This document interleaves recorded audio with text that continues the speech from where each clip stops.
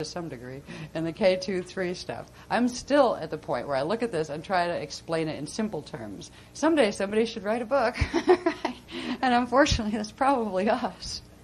But to put this into book form at this point, the manual itself with just the diagrams is like 100 and some pages. There'd be 1,000 pages to just the K2-3 manual, and we just don't have time to step it down that far yet. This is, again, just showing you quickly what all of that stuff was when you take it apart, so you can see it piece by piece. You had the Akasha grid, okay? The Akasha level of the Kathara grid. Then you have the Eka level of the Kathara grid here, right? Each Kathara grid implies a set of those vortices that aren't shown on here this way, that would run this way. And between those vortices run chambers. This is the Laetore chambers that are formed by the Eka template. This is the frequencies that we've been beginning to draw in the body with the Laetore flame. Over here, we have the templates of the Loti, which go this way on the horizontal. Remember, they're in the context of this, so they're running this way, right? This is over here. These have vortices that go this way, and this way, and they create chambers that run this way. The parallel creates the Shaddai Shalaya chambers. Sorry, the Shaddai Shalaya chambers. And over here, you have what would be the PCM, or Loti. That's the Loti, and this is the Loti.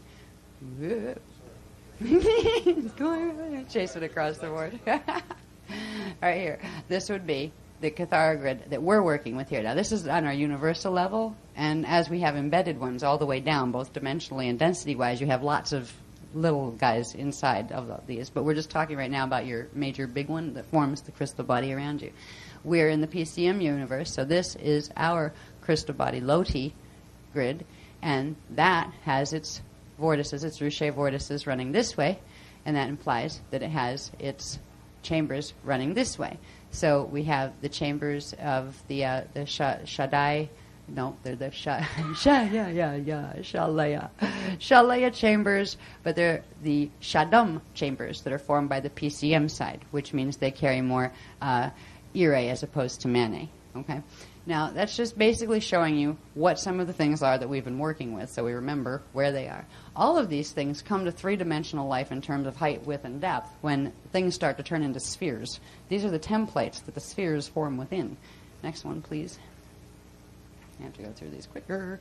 Again, just recapping what these shields look like. When you look at those interwoven Kathara grids that form the crystal body, you start to see these shields. Now, this shield here, this is these two shields go with the Akasha level. This goes with the parallel Akasha level. It's called the Adandreya shield. This is what began activating during the California workshop. We began the activation of this shield. This is the beginning of opening the chambers, which were those things that run this way and this way, the Laetore and the Shalaya chambers, not just on this side, but also on the other side of the parallel Eka. So these are how the shields stack on the Eka angle.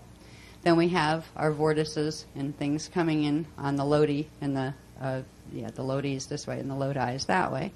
What it gives you when you look at all the shields, see 1, 2, 3, 4, 5. There's 5 there. 1, 2, 3, 4, 5. 5 shields there. 1, 2, 3, 4, 5. There are the 5 shields there. Remember, we went back to that real easy first Kathara grid that had its 5 shields, right? This is what happens when you see them in context, and the context is the crystal body structure. All of that is set by the Christ code. It's a mathematical organization of how frequencies will interface with each other that create very specific things that allow for eternal life or continual spark generation, where once a spark is released, it actually will continue to recreate itself. So there is no death of that spark. It's not energy that gets expended and then is gone. It's perpetual. It just changes form and keeps going. Now, this brings us down to, this was just taking all the numbers out, because these are actually all numbered, that show what numbers of signets, because remember the 12 Kathara centers in each Kathara grid are called signets. They're little shields unto themselves that hold a very specific set of vibrations, or frequency, vibration and oscillation. They flash off and on because they're scalar shields. So this was showing you specifically which ones, all those numbers, correspond directly to which signets interface with which ones. This was just taking all the numbers away so you could see the structure, And that is the basic structure of the crystal body shields and the alignment of the signets. It also shows clearly the rod and the staff. The rod is the horizontal one in relation to our system. This would be our rod, the one running horizontally. On your personal level, it's the one running out this way. All right? And it runs out actually from the azure. All right? This is the staff. When we're talking about the pillar of power, we're actually talking about both, but primarily it's something that happens inside of the staff currents that allows for, on the atomic level, for the atoms to begin to receive the etheric charges again from the interaction between the male ethos and the female eros and their continual sparking, forming Christos sparks, to begin to bring that into the atomic level, not just the etheric level. When we worked with K23 technology so far, we were beginning this process on the etherics, allowing the etherics to begin their process of activating. Now, the next step down is to bring it into the physical, where you make the atomic connection. Next one, please. If I start to talk really fast, it's because I want to get you to the point where we get to the good stuff. I'm interjecting some of it here to help you see where that combines with what.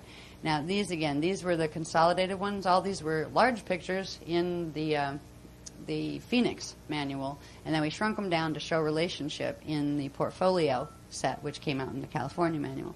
So again, it's showing you the chambers, the Laedore chambers, the Shalea chambers in relation to the shields. This is showing you shield dynamics, just if you're just going to look at some of the shield spinning, how that looks.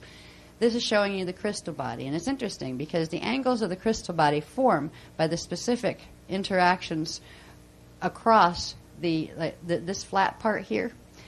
When you come down from the top point, there's this flat area here, and that's actually where you make the connection into the echolota.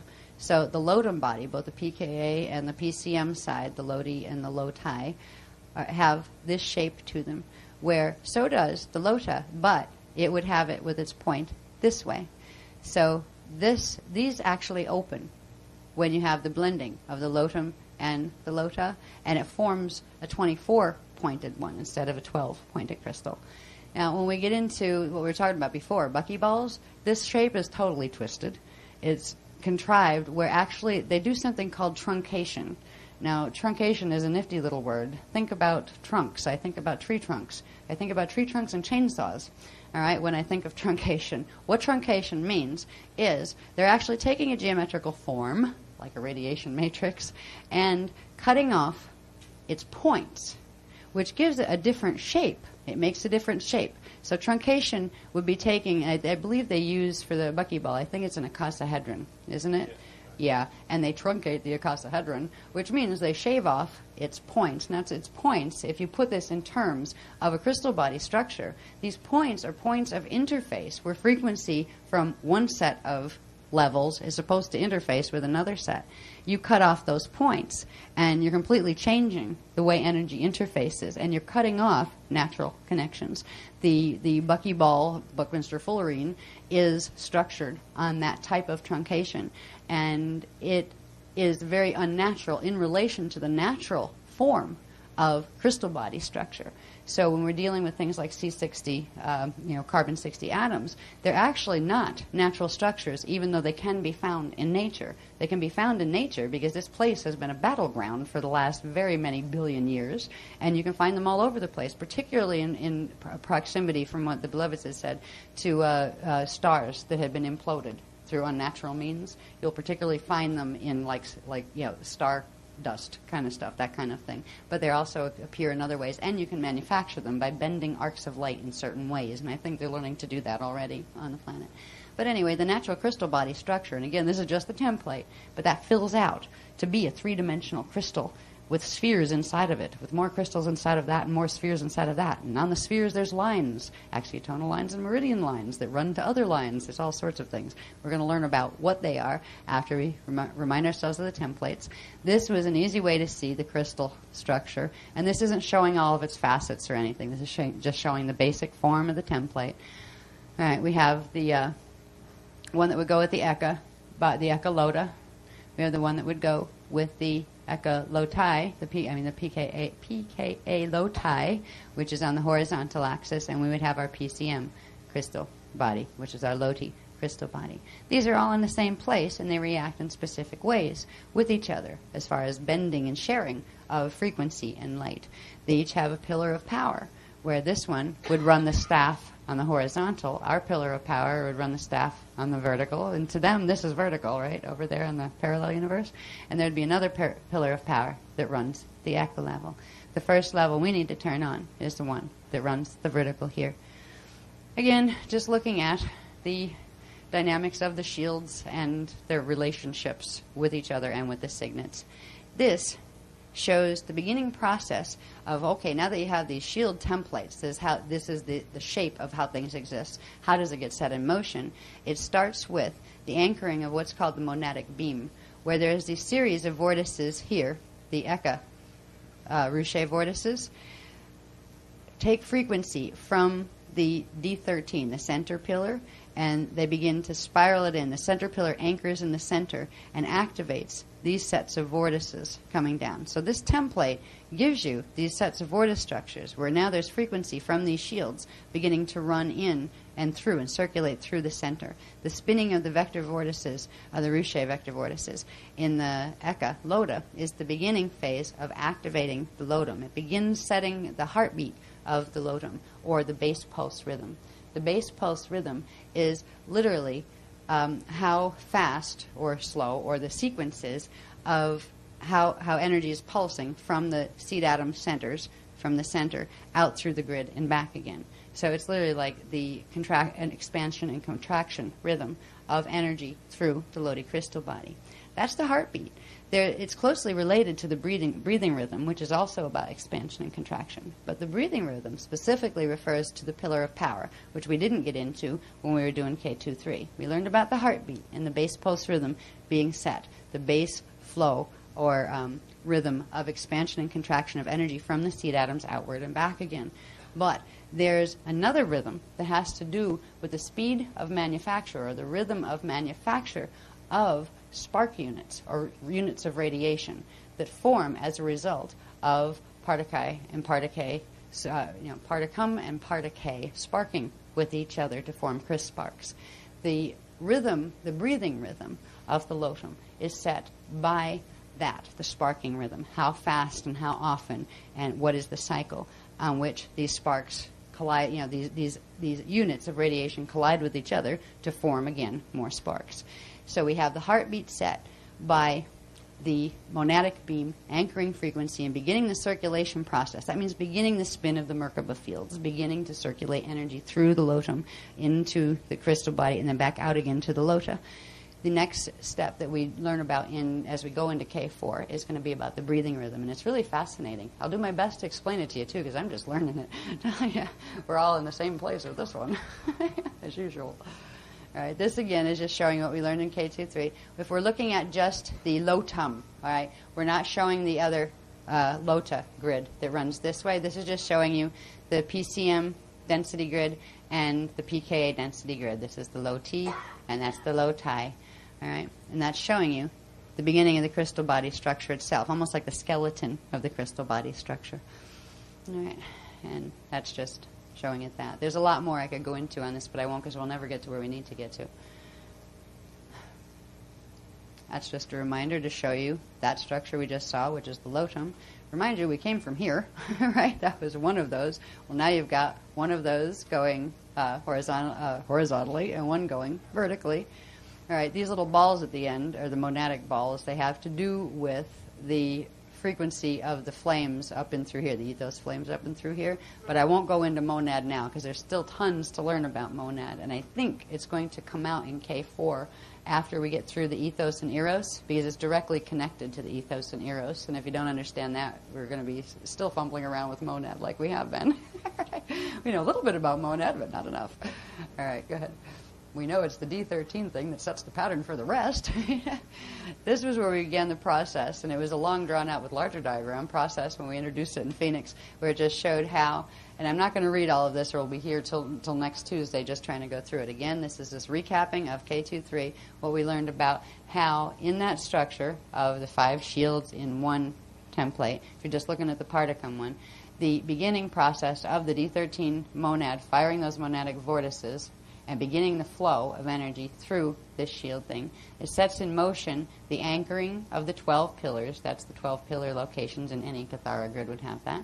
So you could picture this in your Kathara grid, or the planets, or the universes, in the PCM universe, because it's going this way. All right, that sets in motion the rod and the staff and the 12 pillars, and the 12 pillars arc to the signets to form the lotus arcs. And it's the phasing, actually, of the lotus arcs, which means if you could look at this as a phase. Okay, the bottom's going too, except I'll fall down if I try that. All right. But the phasing of the lotus arcs actually creates all sorts of different interactions within the rod and staff and within the pillar of power that we'll learn about that allows for the spark currents to be generated. If those arcs can't phase, if they're, first of all, not on their natural 45-degree projection thing, they're not going to phase at a normal rhythm. If, for instance, like in the Daisy of Death, they're stuck over here at 60 degrees from, I call it the 30-degree axis, they're 60 degrees from the 0 point here. So these would be like down here. They're stuck in that direction. They can't phase. They can't pull up and down, which means they can't spark current. All they can allow for is, almost like superconductors, they can circulate energy around them without resistance, but they can't phase to make more energy. So something that's built on a structure that can't phase is a finite structure unless it can suck energy off something else, because it can't replenish its own. So anyway, this showed you how we got lotus arcs, what they came from. We showed you the pillars. This, we got into how the 5 shields and the fact that they're offset created a set of 24 lines, transmission lines. Each shield has a set of 12 nodes in it, these little dots going around. And if they were all on the same axis, you'd only have a set of 12 lines once those nodes transmit vertically and link together. But because the shields are offset, you get a set of 12 running this axis and a set of 12 running between them on this axis.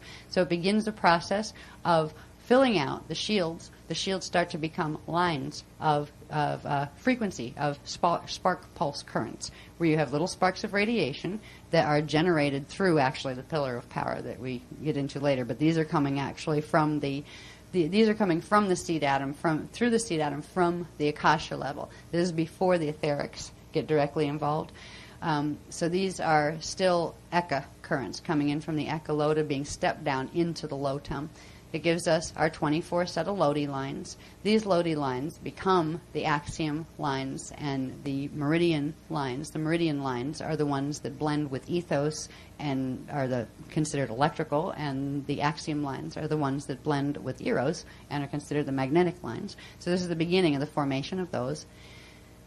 We got into in Kathara 2-3 how these sets polarize, and you have one set that expands outward to form the crystal body light grid structure. It interacts with that template structure, and it forms a grid of lines of light on the outside, and then the other polarized portion of these 24 lines goes inside and starts to form an interior pillar. That interior pillar starts to form what are called the stair-step vortices inside the Kathara grid.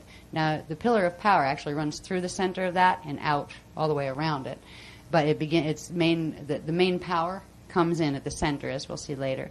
But these are the beginnings of this area here and this area here become the capstones. They're the point of, you could consider them the top points of specialized density Merkabas. This one goes with the ethos field in the PCM grid. So this means that this bottom, your south capstone, is your etheric capstone. It's through that the etheric currents get blended up through with the currents from this universe, the stair-step currents from this universe. This is your eros capstone, and that would be your north capstone. This applies to the planet as well. Because you have this grid running as the PCM Loti grid, remember there's another one running this way too, that is the Lotai. That's where you get the 4 capstones, where you'd have our north, our south, their north, their south, which becomes our west and our east. Right? So this is beginning to, all of this in K23 showed you the templates that form the structures we're going to be dealing with. So you see that it's not somebody just saying, oh, well, you have one of these, it's there. Well, how did it get there? You know, they're showing you how it got there from the template level up into where it manifests. Now, when this and that are put together, you end up with this. You have a Merkaba inside here. The big Merkaba forms around the Cathara grid this way. You have the capstones rotating actually up here. You would have, I believe, let me just see, I'd have to get my alignments. I don't have them marked on this particular one. But the capstones would be up in through here, and I believe they stick out beyond it. They're out here. All right, so this would be K12, right? Cathara Center 12. And that, I believe, is down in here. The top of the Merkaba is parallel 14, and that implies that the capstones are coming up above the shape of the crystal body light grid. This is still just the light grid level. This isn't filled out to be a crystalline structure of units of energy. A crystal body itself is a radiation matrix made of units of radiation that accrete together in specific geometrical relationships. So when we're talking about crystal body, that's what a crystal is. That's what even here, if you look at crystals under a microscope, what they are units of what? Matter. Well, what is matter? If you take matter down to its core, you end up with protons and electrons and neutrons. And protons and neutrons, at least, are made out of sparks or quarks, what science calls quarks. So it's all about sparks arranging themselves. You can call them quarks or you can call them sparks, but the same things. And they're the building blocks of what matter is made out of. So these are still in the form of light that's at such a high frequency level that it's not even considered light in this spectrum down here. It's part of your crystal body anatomy, but it's just the beginning phases. Next one, please. How am I doing on time? How am I doing on time? It figures they do the formal tonight. Oh, that's not too bad. Yeah, the formal is tonight. One of the formal dinners, the two, it figures they do it tonight. You know, it had to be the night after the workshop. Couldn't they have done it on one of the nights that we weren't? You know, we didn't know which night they were going to have it on. We would have tried to schedule the workshops around it. Anyway. Well, I should be able to get through where I need to go. Anyway, this is showing just more specifically how the beginning process, after the monadic beam anchors a spark of frequency, the D13 current, down into the center of the lotum. And it's just showing you here the Loti crystal body, where these same processes were also happening simultaneously in the antiparticle side, in the Loti crystal body. So it is just showing you in bigger detail how the monadic beam anchors. The monadic beam anchors, it creates the anchoring of the 12, what are called spindle pillars, and then the spindle pillars create the arcs, and the spinning of these creates the rod and staff currents. All right, so we know the basic structure. We can go through this next set fast. Yeah, they're just showing it bigger, so you can see them bigger. Yeah, I guess so. Yeah, we don't need to go through the big ones, because we did this in Phoenix. Yeah. All right, again, this is showing a little bit more detail on the shield structure, where it's showing you a basic singular shield here, where you have these little tiny Cathara grids with arcs in them, arc patterns in them, plus you have a main arc pattern and the ruche at the center. That's the template that is going to become the three-dimensional blueprint.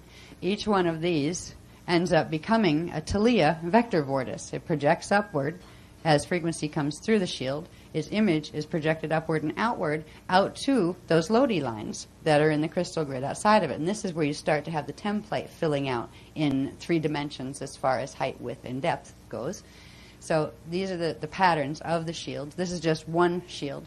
This would be one set of 3-dimensional shields in its density shield. This would be the density shield. Then you have the D3, the D2, and the D1 shield in there. And they're all projecting out vector vortices at different angles that interact with each other, blending frequency currents, both currents going outward and currents coming inward.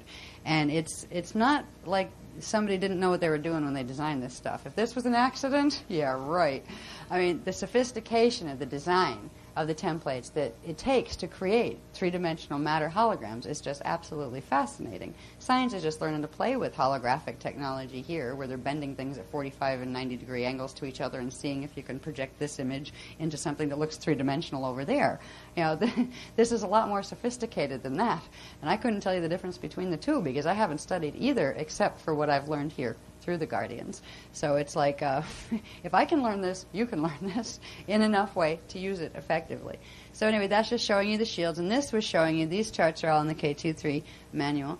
They're showing you the the dimensional levels and the density levels, the actual alignments of each of the shields, which determines there's a whole level of sophistication I hope we never have to get into that talks about what nodes fire when and what nodes are first. This gets into, remember a while back we talked about Merkaba, and we didn't even in K23 go back to it, but we did do it in Dance 4, where we talked about the fins, the gender fins, and the fins of the Merkaba, that point, whether the top spiral point is in front or in back and all of that. This has to do with what nodes fire first, what nodes fire second, and the direction of spin of the shields and things, which is a level of sophistication I really hope we don't have to retouch on and go back and get further into, because it was really, really enough to make you dyslexic if you didn't start that way in the first place.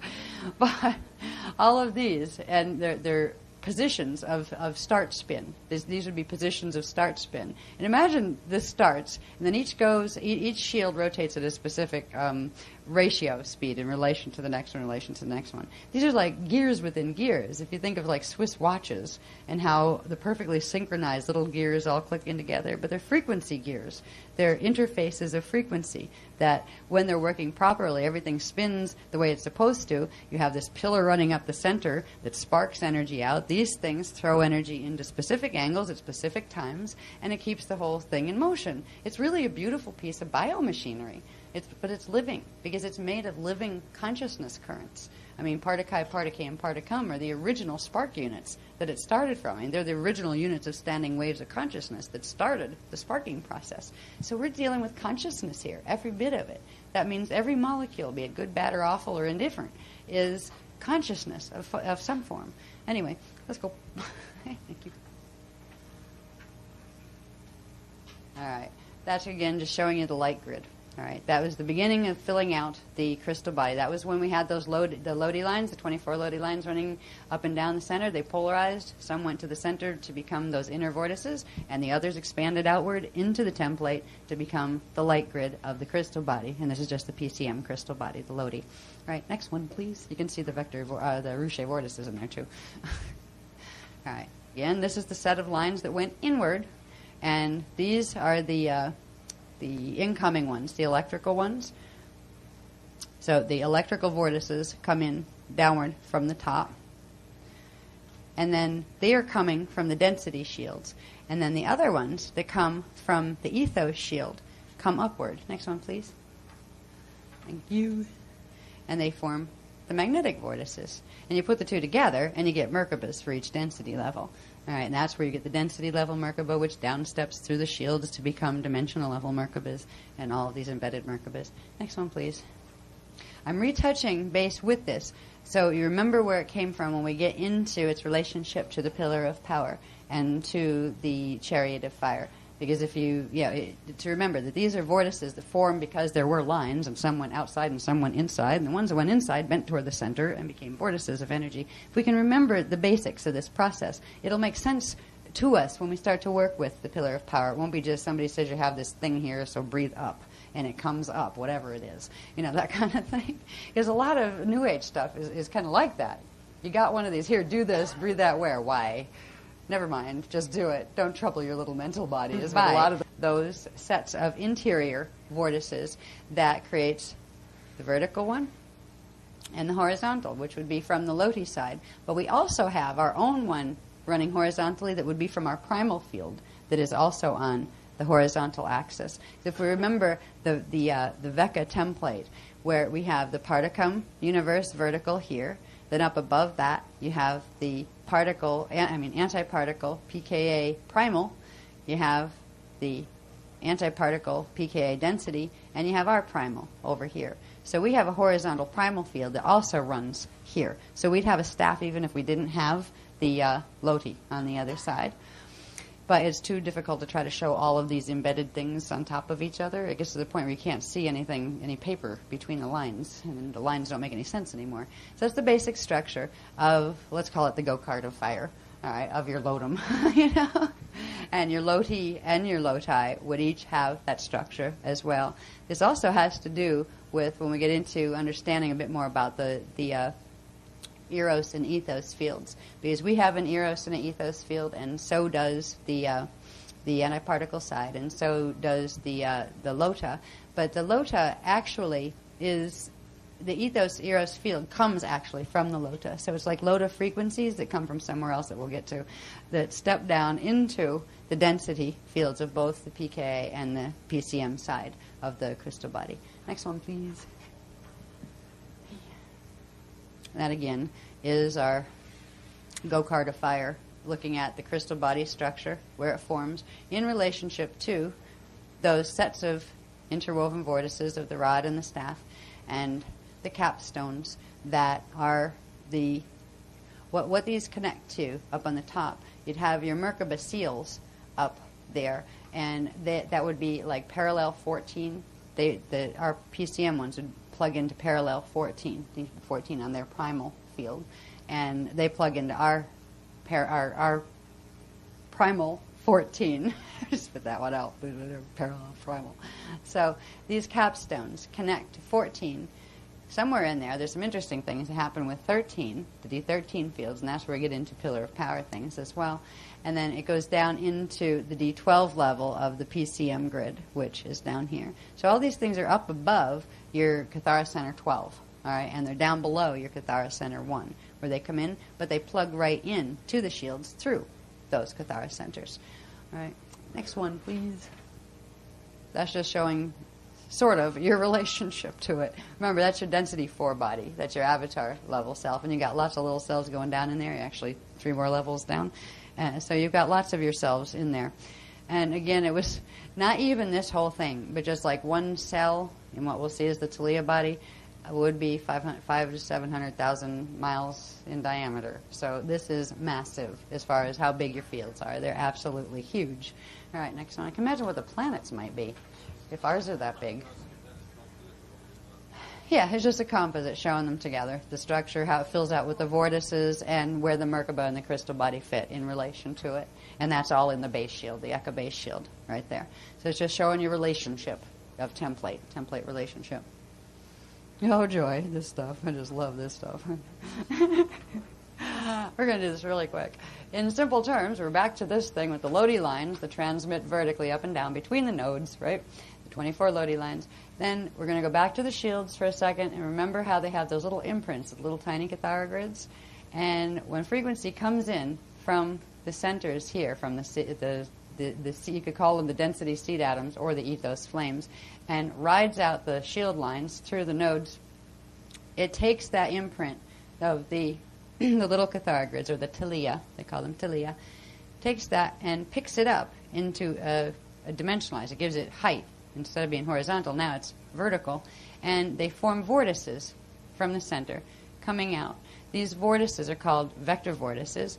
There are 60 of them. You have 5 shields, each with 12 of these little Talia. They become Talia vector vortices. So you have 5 times 12. You have 60. It gives you 60 Talia. The Talia become together what's called the refraction, the holographic refraction screen. It frequency projects out through this and then bends through all these little interwoven grids, which are these. If you looked at this flat, can you bring that back down again, please? Thank you. All right, I'll look at this one a minute. So if each shield does this, it projects out a little vertical version, a little vortex of its 12 Talia. You get all of those together, projects them out into that light grid of the Lodi lines that was already expanded out. These had been expanded out. All right. Projects them out. You start to get, it's not a sphere yet. It's kind of like a sort of faceted type of light grid, because now it has all these little Talia in it. The little Talia, if you looked at them flat, would form a flat grid of interwoven Cathara grids, where you have each density shield and the ethos shield would each have a set of 12 of them going across. You get 60 of them all together.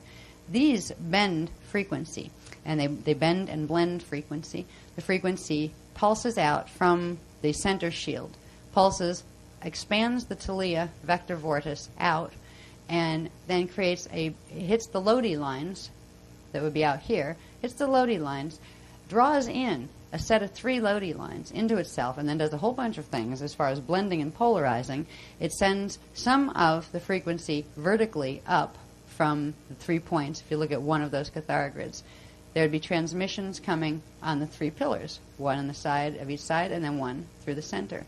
These transmission lines all run together from each of the shields, and they step down the frequencies of the Lodi lines to become a set of 12, what would be your ethos, they'd be the electrical meridian lines, which are these little guys that form in between, and the main lines that form through the main currents coming out of the top ones, because this is the density 4 shield, that's the strongest one. These are the main axiom lines that would come out of the tips of those. And this is where you begin the breakdown of the structure of Lodi lines coming down into a set of polarized lines where you have axiom lines and you have meridian lines. Now these lines are not just at that level. They actually downstep all the way down, so you have layers of these lines moving down through each of the densities when you get into the density bodies. But in understanding this is a refraction screen, which means it takes energy and it takes frequency, the frequency that's being pulsed out from the seed atoms at the center, and it bends it and blends it. It also sends, as well as sending things vertically, it sends some currents horizontally, which means it's forming grids. It's forming grids of energy within itself. It's also sending a back pulse back through its center node, which serves as its little Tellea seed atom, sending the back pulse back into the seed atom. So it's beginning the process of circulating frequency from the inside of the center point of the shield to the outside of the shield and beyond it into the crystal body structure. This is still just the beginning point of circulation. There's a lot more to circulation that happens when we get involved with the pillar of power, which is where these currents that are still, they're not etheric right now, they're higher frequency, higher dimensional currents. Even the D1, 2, and 3 currents are not down into what would be considered particulate phase yet. You have currents that are Partakai currents that are made of what are called kilana. Kilana are a certain type of radiation units. Kilana step down to become Kilan currents. Kilan currents step down to become Kilantic currents, which are Kilan codes. This is where we go from Partakai building, accreting to become, groups of Partakai to become Partakai, to become Kilans, to become Kilan codes, to become fire letters. All right, so these currents, there's a process of step down. We're still up in the level where their Partakai currents that are made of Kilan radiation units have stepped down. They step down through this grid to become what are called Partakate currents as opposed to Partakai currents. Now, Partakate currents exist between the state that we've called ionic particulates, which are the 15 ray currents, and the state of Partakai currents, which are made of things called Kilana. And then the next ones, these are Kilan currents, the beginning. Partakates are the beginning of Kilan currents. That's before you get to atomic currents. So there's this whole process of energy units interacting with other energy units, sparking, and each time you get a set on one level, let's say you have a positive charge one, a negative charge one on one level, they come together, they draw together, they cycle, phase, and create a spark on the next level down. And that creates the next downstep current. So Partakai spark, and they create Partakates. Partakates spark, and they create something else, and I forget what it's called. There's one step in between those. And then they spark, whatever they are, they haven't gotten into this heavily yet. They phase, and they create ionic particulates, and then ionic particulates phase, and they create atomic currents, or the quarks and things that our atoms and things are made out of here. So there's a whole step-down process, and it begins with the Tellea sphere. This is actually a sphere. It's shown to you in flat form, so you can see how many of what there are here. So you can see how they become, the lines that become the axiotonal and the other lines, the axiotonal meridian lines. They're actually in the configuration at the template stage. They're at the configuration of the crystal body template itself. So they're expanded out. This is a three-dimensional grid where it has height, width, and depth with the shields inside and that kind of thing. This actually becomes a sphere when we get into the next level, when we get into the etherics and that kind of thing, where it goes from being just this crystal body light grid into literally a sphere, and it becomes what's called the Tellea sphere. And that Tellea sphere has certain characteristics that you'll see about it. It has certain lines, and the lines create crystal matrices around them, and there's layers of these that are actually all through the field stepping energy down. These interact with the pillar of power, and it creates the whole system. So we're going to try to see this system as it comes together so you actually have an idea of what your crystal body anatomy really is. It'll also take you to the point where you can read books from some other people, and they'll start to make sense to you, which there's one set of, there's something called the etheric templates level that you'll see comes out of all of this once it steps down through the etherics. And it creates what, there's a lady who has some very good books out as far as showing you what's there. I won't go further than that, but there's a lady named Barbara Brennan who does have some very good, I mean, she's accurate as far as what she's seeing. And because I saw her photograph on the thing, and I really like the lady, and I wish her well. I won't go further than that, other than to say she's very accurate in what she is seeing. All right? You'll see where the beginnings of those fit in, what she is seeing, where they fit in. We will have our own explanation of those things and what they're supposed to look like, because they look different than they're supposed to look right now because of the mutation. So anyway, it starts with the Taliya grid, which was formed by each of those 60 little Taliya imprints that became Taliya vector vortices. These actually are just like little Cathara grids, and they form spheres of energy around them, little Merkabas around them, and spheres of energy. So each of them becomes a sphere of energy. So you've got like, picture a sphere of bubbles. Picture bubble wrap. All right? Imagine a sphere made out of bubble wrap, except there is a specific amount of bubbles on each level. You would have 12 going around on 5 levels, right? So you have this bubble wrap thing called a Taliya sphere in your field. This is where energy is actually the beginning of the light manufacturing plant, where it takes energy from the center currents in the pillar of power that's manufactured there, takes it and begins its downstepping and circulation process so it can be backflowed in to have the flows continue. So you'll see more of that in a little bit. Next one, please. I want to get to that second phase. I think I'm going to let people have a bathroom break after I get through this one thing, because the other one's going to take a bit, because that's when I'm getting into the new stuff. Again, that's just showing you, I don't know why that's there. I'm just showing you the shield up close. Right? Yeah, you can get rid of that one, too. Probably the next one. Good, yeah. It's like overstating a point. That one again. Oh, yeah, here we go. That was just showing you a little bit bigger. The process of those lines, the Lodi lines, interacting with the shield imprints for the Taliya and getting projected outward, forming these little vector vortices here, each one of them. And that's where you get all these little vector vortices that become that Taliya grid, let's call it at this point. It becomes the Taliya sphere once the spherical dynamics start to come in, when you have the eros and ethos, as you'll see later. Okay? Yeah, we don't need that one there either. Yeah. Yeah. Sometimes I put multiple ways to look at the same thing there. You know, it saves. Sometimes it's useful, sometimes it's just in the way. All right, and again, this is just showing you the product of that Taliya, those Taliya. You don't see the 60 of them now because it's bent around the shape, right? This is the beginning of a spherical form, but it's still in the light grid form, where it's holding the faceted angles of the template that were formed by the crystal body shield into relationships to begin with, where light is bending in a certain way because of the signet placements within the shields and within the interwoven Cathara grids. So that is the light grid level of the Taliya sphere. Next one, please. We're just going to look at these, I think, a little bit closer. One of these I stuck in because it had the numbers on it. Does it have the numbers on it? Yeah. Okay, yeah. No, it doesn't. It doesn't have the numbers on it. Yeah. One of them does. There's another one in there then that has the numbers on it. I stuck it in at the end. Yeah, I found it. When we did the Phoenix workshop, we still didn't have what numbers fit. We knew some numbers fit down here to tell you what numbers of what axiotonal line numbers and what meridian line numbers. Right? So at least we finally got what numbers are where, and it has to do with the positions of the nodes on the shields in the density 4 divine blueprint level, which also is mirrored by the ethos level. So it shows you the numbers starting with 6 at the front. All right, so this would be the front of your, once this becomes a sphere, this would be the front of your sphere. There's later, when we go into the newer diagrams, it shows you where, here, like at 9, it's hard to find it on this because I go cross-eyed, but 3 would be east, right? So all this would be behind you on the sphere, and then 9 would be west, and all that would be behind you on the sphere. So it shows where this grid actually folds and becomes a spherical grid of frequency.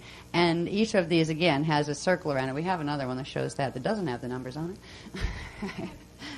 But at least it has the circles on it. Trying to get all these diagrams together is a riot, by the way. I mean, if it was not for photocopiers, this wouldn't happen, because they can enlarge and reduce, and they can do it on transparencies, so you can overlay stuff. If not, it'd be insane to try to even draw these. Anyway, next one. Yeah, do I need that one? Yeah, that'll just show you. It shows the spheres plus more. This shows you the interwoven mess of spheres that you get. If you have one grid that, let's say this is our Loti, all right? And in there you have a Cathara grid someplace buried inside that sphere, right? These are your 60 spheres formed by the 60 Talia, all right? But you're looking at them flat again.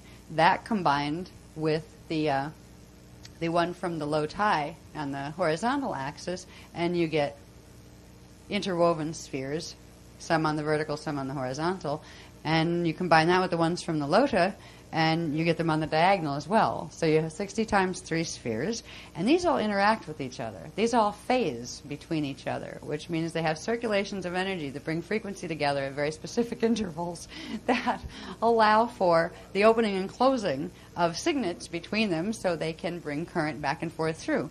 And it's really, really complex. The whole thing is complex. Like, that's an understatement.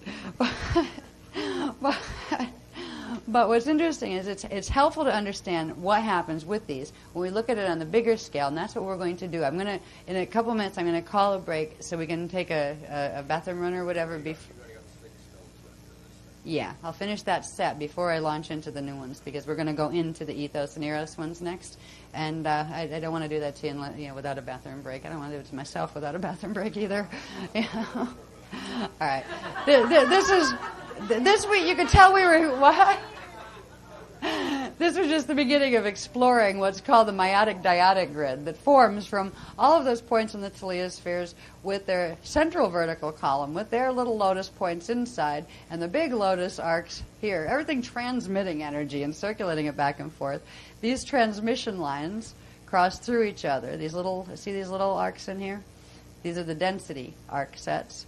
Well, they're transmitting frequency out. They cross through each other, and they form spirals where you have one transmitting this way, another transmitting this way, and they crash into each other, and they form a different kind of unit. They spark, and they form spirals. Those little spirals form vortices. This is the beginning of the meiotic dyadic grid that we've talked about, where you should see some of the stuff that's not in this package that I'm hoping isn't going to be in K4, but I'm afraid probably is, that has to do with like how myodes, which are magnetic, create the electrical and vice versa, and the layout of these things within the relationship of the Talia spheres.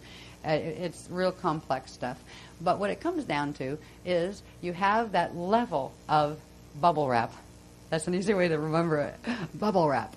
That is the Talia sphere level, right? And that's really the processing plant, where sparks that are manufactured in what's the central column that you'll learn more about with the ethos and the eros. They are transmitted outward into the Talia sphere through the shields. And how they're transmitted out is through something called lotus points. All right? So they actually take the lotus points that we've been working with are the points where they take frequency from the inner column, that pillar of power, and they take the etherics and blend them with the non-etherics or the density currents, send them outward, out into the crystal body grid, and then the crystal body grid backflows them back through the lotus points. We'll also find out by the end of today that there's not just the 12 lotus points. They're the ones we're working with. They're the ones that interface directly with the pillar of power. But there's another set outside of those, another set of 12. There's another set of, I think it's 24 outside of those, and there's another set of 24 outside of those that interact with the lotum and the lota. So it's all interconnected. We finally got, like, when they first gave us this stuff, here, you have these lotus points. Oh, what's a lotus point? You just have them, work with them, right? Okay. There wasn't enough time to do all the diagrams, so they said, don't even attempt to try to explain them yet. There's this whole series of diagrams on the plates that you have to take down and analyze before you're going to be able to explain what a lotus point is. By the end of today, you'll probably understand what lotus points are a lot more than we did before. We just knew we had them, and they somehow interfaced with the most important aspects of the crystal body, and we could reprogram somehow. We could reprogram our axiom lines into the base shield through them. We knew that much. But we're going to find out some fascinating things about the lotus points and what they're connected to as we proceed through this. Pardon the scribbles. This did get typeset somewhere, but I couldn't find it on Mylar or transparency. And they won't let us make any transparencies on the boat. So whatever we came with, and we were doing them like a mad dash at the hotel before we got on the boat, because the hotel at least would let us run them off, and the machine was chewing them up and that kind of stuff. But anyway, so there are some, especially the new graphs, you'll see that they have, there's some, like there's no typesetting on them, but at least the artwork's not too bad. It's like clear enough to at least see it. And when we begin to introduce the K4 stuff, just remember, this is not a K4 workshop. This is just the beginning. This is a prelude. This is a grid work workshop. So don't mind the diagrams. This is why we're not going to try to give you a chart pack on this. We'll give you, hopefully, at the end, a technique pack, where whatever techniques they give us, for Friday, and I have a feeling for Belize, you'll have those in written form, because that's what you need. All right. This stuff is still in hieroglyphic form, half of it. So if I can explain it to you while looking at it, that's a good thing. And hopefully I can, because I'm still learning it as well. But this is just the beginning. This was that stage in California, I believe. Now we have our own version of this stage of the new graphs that you'll be seeing as we go through the new stuff. What do we have at the end of this, honey? Oh, yeah. What I was going to wrap up on was with all that structure we learned in K2-3, which was about templates and how they interface with each other, templates and shields. We learned the beginnings of the lotus flow and how to begin opening the different multiple levels of our Cathara grids, our density Cathara grids, to the lotus arc sets. That was the beginning of opening the lotus flow, which is the beginning of opening a whole bunch of other things. What we're going to learn to do, I think, probably on Tuesday. I get a feeling, that's going to be for Tuesday, because they're going to give us some things. I'm not sure yet. I have to find out. It's either going to happen, I don't think there's going to be a time we can meet before, like right before, I think, because we leave early, don't we? We leave early. So it'll probably be something done on site. We may have a handout for you on site, so you can read it through quick, and then we'll run through. The big round is at Chichen Itza. All right, that's where the final pin gets pulled. There's actually 2 pins to pull, but the big one is there. These pins that you'll understand more about by the end of this presentation are located primarily in these 2 regions. These are the access points to them. I wouldn't say they're like sitting right under the pyramid that we're going to be sitting on, that kind of thing. But they're close enough proximity that where we can place it. Okay, so actually one of them is. All right, that's the Chichen Itza. Okay, news to me. All right, so we are going to be on a pin. Okay, but anyway, we're going to learn to first get these arcs to move while we breathe, and to have them move in certain sequences. And then there's another set of things that I'm not sure if they're going to, I don't know. Can we do that yet? We can do that part, but we can't do the other part until after. Okay. Where we get the pillar to start moving. And you'll know what these parts are by the end of today. And that's why we had to kind of saturate with theory today, so you know what these parts were when you start to use the techniques. What am I breathing? What is this thing I'm pulling up from down below my feet? What's it supposed to do? You'll know where it fits. This was the beginning, where we began the lotus arcs, opening the flow of them to begin with, where they could turn on. Next is to get them to move. And once they start to move, then we can get the pillar to start moving. And we get it moving first on the etheric level, and when the pin's pulled, then we can get it the etheric atomic interface to take place. And we're going to get more on that they're going to give us a handout to give out for Tuesday morning news. Anyway, next one, I don't think we need that. That's obvious. All right. Yeah. Actually, the whole series is obvious. This was just showing, These are just reiterating the obvious of the arcs. We have the 6 arcs, the 6 arc sets that go with the PCM Loti body here. We have a set of 6 arc sets that go with the PKA side with our Loti body. When those 2 bodies open together, you get a set of 12 arcs, where you have a 12 petal lotus flower. And then when you open the Lota, which has the set of both of them, you end up with the 24 petal lotus. So this is where we're getting the lotus flower coatings. What they are how many arcs are activated within the system, which tells you what flows you're actually activating. Are they just PCM flows, or are you connecting with the Lota, or are you connecting all the way through with the Lota? Are you connecting with the Lotum, or are you connecting with all the way through to the Lota? And then there's the other set that come in from the other side that we haven't even talked about yet, but we've started to spark with the Adore flame activations. What's really neat is the color that's coming through on these. It is the most gorgeous violet. It's not like the regular violet you see on the D7 spectrum. And they've actually, the lady that works with the colors too, who works on the color codes, did the most wonderful job of getting the right color as far as the background colors. When we do the codes in color, those background colors are important. The green, they all will carry the green because that's the combination of the Ire, the Mane, and the Manu all together, the emerald flame. But you would have, if you looked at our Eka on this side, our Eka is the male Eka, and it holds the female atom, which is interesting. But that would be pale yellow, the pale gold and silver. On the other side, it's opposite, which would be the pale violet, the golden yellow, or violets that come out of the blue, right? So this color is absolutely gorgeous. It's coming from the Adonai side, and that's the other parallel Eka matrix. So it's a really neat color. But anyway, we'd have a set of these coming over from that side as well. Not just the 12 and the 24 here, but you'd have them coming over from there. When it all comes down to it, when you get your pillar activated and your chariot of fire, you're running a 360 flame. And that's pretty awesome. You usually don't need to run a 360 flame, but when you're dealing with 144 activation of a reverse matrix, which is where the Budhara and the UIR are aiming, it's a very good thing to have a 360 flame, because no matter how fast they get it, it's not going to override that. And it's, we were literally, it's kind of like there is no fight.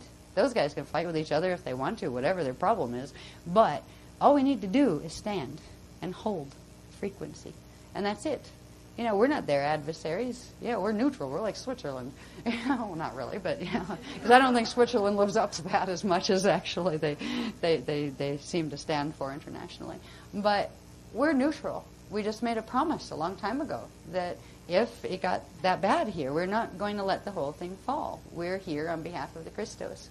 And it's kind of like a long time ago, the real angels gave up a need to have free will because they knew anything they wanted, they could have anyway. But the most joy was in fulfilling and protecting the original will of Source. The original will of Source will always self-protect. It always is connected to this system, which will reset itself. And there will always be beings who, because of a love of Source and of the Christos, have dedicated their existence to making sure it always has its anchoring rods. And that's what the Azarites did in coming here. And so did the Ioni, and so have the Adandrea. The Adandrea are waking up, which is another story we'll probably talk about. Remind me to talk about this, because we don't have to, but it's worth talking about. We'll talk about that on Friday when we get into technique stuff and we have more time to chat about some other things. But I want to get you through theory, because it's really important that you leave here when it's time to go to do grid work, that you know what your pillar of power is and you have an idea of what these pins are that we're pulling. Okay? So I'll stop chatting now. Let's see. Yeah. All right. And what I was going to end with on this segment. Yeah, I don't need that one. I need that one, please.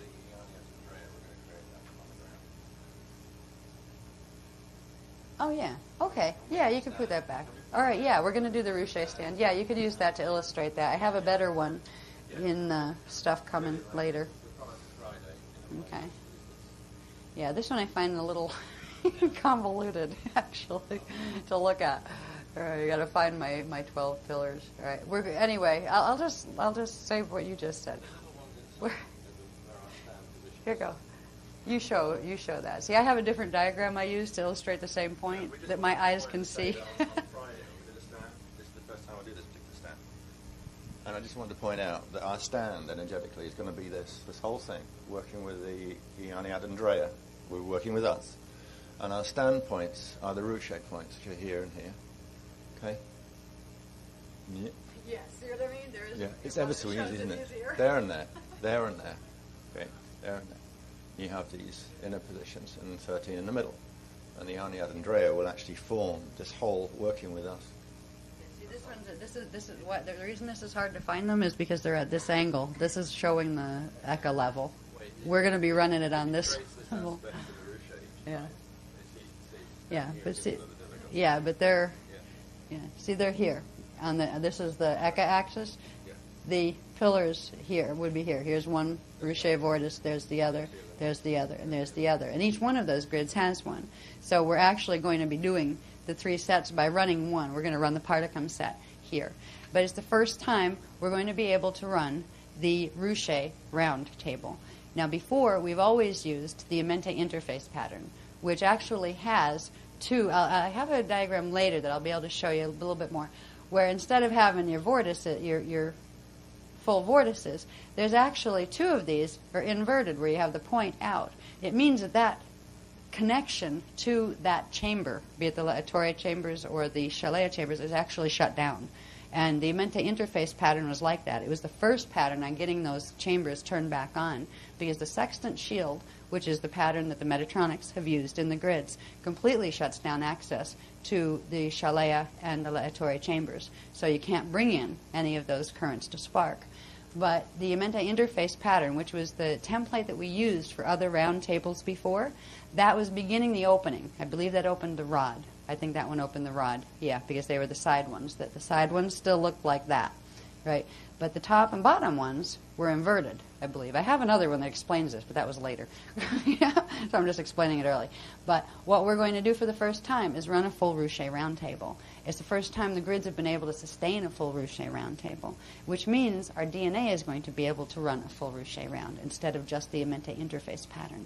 And that's really, really big news. It means you can run the full 12 pillars without them having to be bent through the Amente interface pattern just to overstep the mutation. It means it's going to come through and clear the mutation progressively, each pillar at a time, which is different than just sidestepping it and getting it functional enough where someday you're going to have to go back and deal with that mess. It's going to clear the mess out as we go. They wouldn't have done it this quickly. We would have done the step around it and get functional and then go back and fix it if it hadn't been for the Budhara link up with the wormholes. But with their link up, they will be able to do 55 quickly, and then they'll take it right into 144 activation, and all of the grids. We would have lost the third of the grids that we've been holding. So the only way to do it is to hold those grids and to assist the Anunnaki, who are now running away from the UIR, into their Adani host, is to fully anchor the full pillars and to clear the mess now. Because that mess, as long as it's in there, is going to create reverse pull, and it's going to slow our Merkabahs down to the point where they get sucked in with the other ones, but not with a full ruche. And that's why this is where we begin the process of starburst. We anchor a pillar, and we fully run the 360, one pillar at a time, to clear out the Shona field mess so it can't pull us in the opposite direction anymore. And it'll go one pillar at a time. When one pillar is done activating and the next one activates, like we're up for pillar 2 activating during this period now. When that activates, pillar 1 will begin its starburst. That's the atomic pillar. It'll be interesting to see what happens when pillar 2 next year starts its starburst, because that's the elemental one. And that's usually the level, because we're seeing D2 light here. That's usually the one that there'll be some, you'll notice more effect. I mean, if hurricanes running across wormholes are any indication, we had a little bit of a, hello, it's here. So anyway, we are going to be doing a ruche round at Chichen Itza, and I think we're going to be doing something a little different at Belize. They're going to tell us. They haven't told us yet what. The whole thing has been on security clearance. I was getting pictures for the last 3 weeks, pictures with no words. So, what is that? You'll find out later. Just draw the diagram. What is the diagram? Right?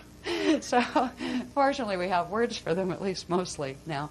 We're going to take a 5, or a little bit longer.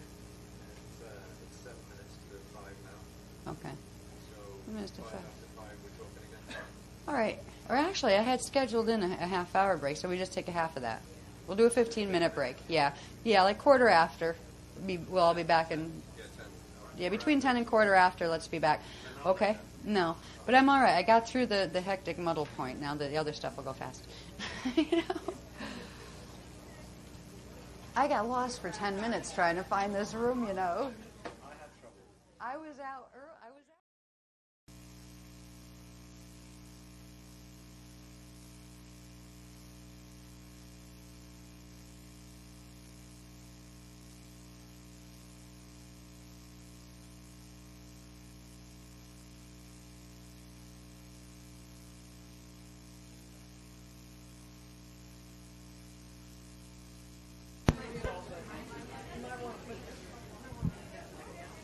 Okay, we'll get going as soon as everybody's in from the hole. Just because I'd like to be able to, my fantasy is getting done even a little early so you'd have a little more time to get ready for the formal for anybody who's doing the formal dinner thing tonight. But chances of that are probably not real good as far as early. But we should be able to do 8 o'clock like we were intending. That gives a half hour of getting ready for dinner. So we're trying to let you have a good time on your cruise as well, because I know these trips are expensive, for everybody to go on. And it's kind of like if you're going to spend the money, you should be able to get the best of both worlds. Do your guardian service, but also have a good time and have a vacation while you're at it. Okay. I'm waiting here for a moment as it's gone up to get my glasses because I'm a bit, I think, what is it, short? No, nearsighted. I can see near but not far. When it comes to reading these things, usually I don't read them. I just point at pictures and speak it. But this stuff is new to me as well. And I have my little scribbled notes everywhere, and I'm probably going to have to read them, at least at some of them. So I want to wait, I want to get my glasses back. I have left them in my other purse, unfortunately. But this is going to begin the phase of things that are new. That as this material started to come through after California, it was coming through in about 6 different lines of transmission all at the same time. That's where you have 6 notebooks going at the same time, taking down different pieces that go together, but you have no idea how the 6 notebooks go together. It's still somewhere in the vicinity of that condition, but not quite that bad. We do have a linear sequence, which is really helpful. The information in the next block gets into, it's actually the next 2 blocks, there are actually 2 that go together. We'll introduce what is the eros and the ethos spectrum. It will introduce the Akasha seed atom, the androdon, and its 2 pieces, its magnetic core, which is the matrodon, and the petrodon, which is its electrical outer cells. It forms the seed atom of the Akasha itself follows the same 15-cell format that the Eka does with its Yanesa, but it has all different shield coatings and things. So it's not like the encryptions that were on the Yanesa. When you see the diagrams for this one, they won't have those on it because they'd have a different set of encryptions because it's the next level up. It's the seed atom out of which the 2 Yanesa seed atoms, this one and the one for parallel, were formed from. It's also this seed atom of the Akasha. This is the core of the God seed. Okay, it holds. I'll launch into this. I'll give this a shot. This is my first time trying to explain this, just so you know. I've been trying to explain it to myself for about 3 weeks. Going, okay, which is which? Now, this diagram over here is a new one that you'll see it bigger in a little bit. It's actually blown up in large size just to show you what it is. This is actually this, which is the center of this. When you put them all together, would represent this center one called the androdon.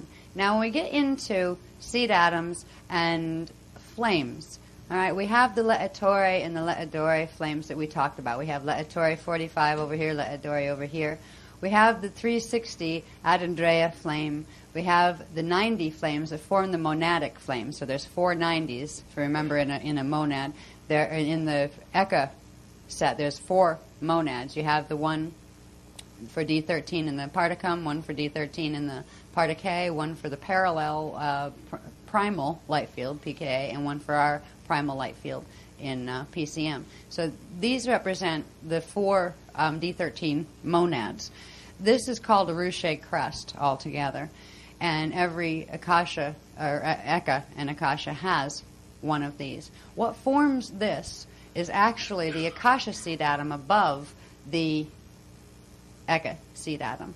All right, the Eka seed atom is connected to the immediate monad of the Eka, but there are actually 2 monads that are monad clusters or Ruche clusters that are united through a center seed cell, which is the androdon seed cell. This has to do with what flames break down into what and form the center flames of what Akasha bodies or Eka bodies.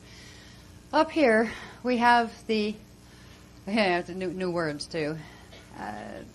This one's the Adandrea Akasha seed flame. It has the 360 charge.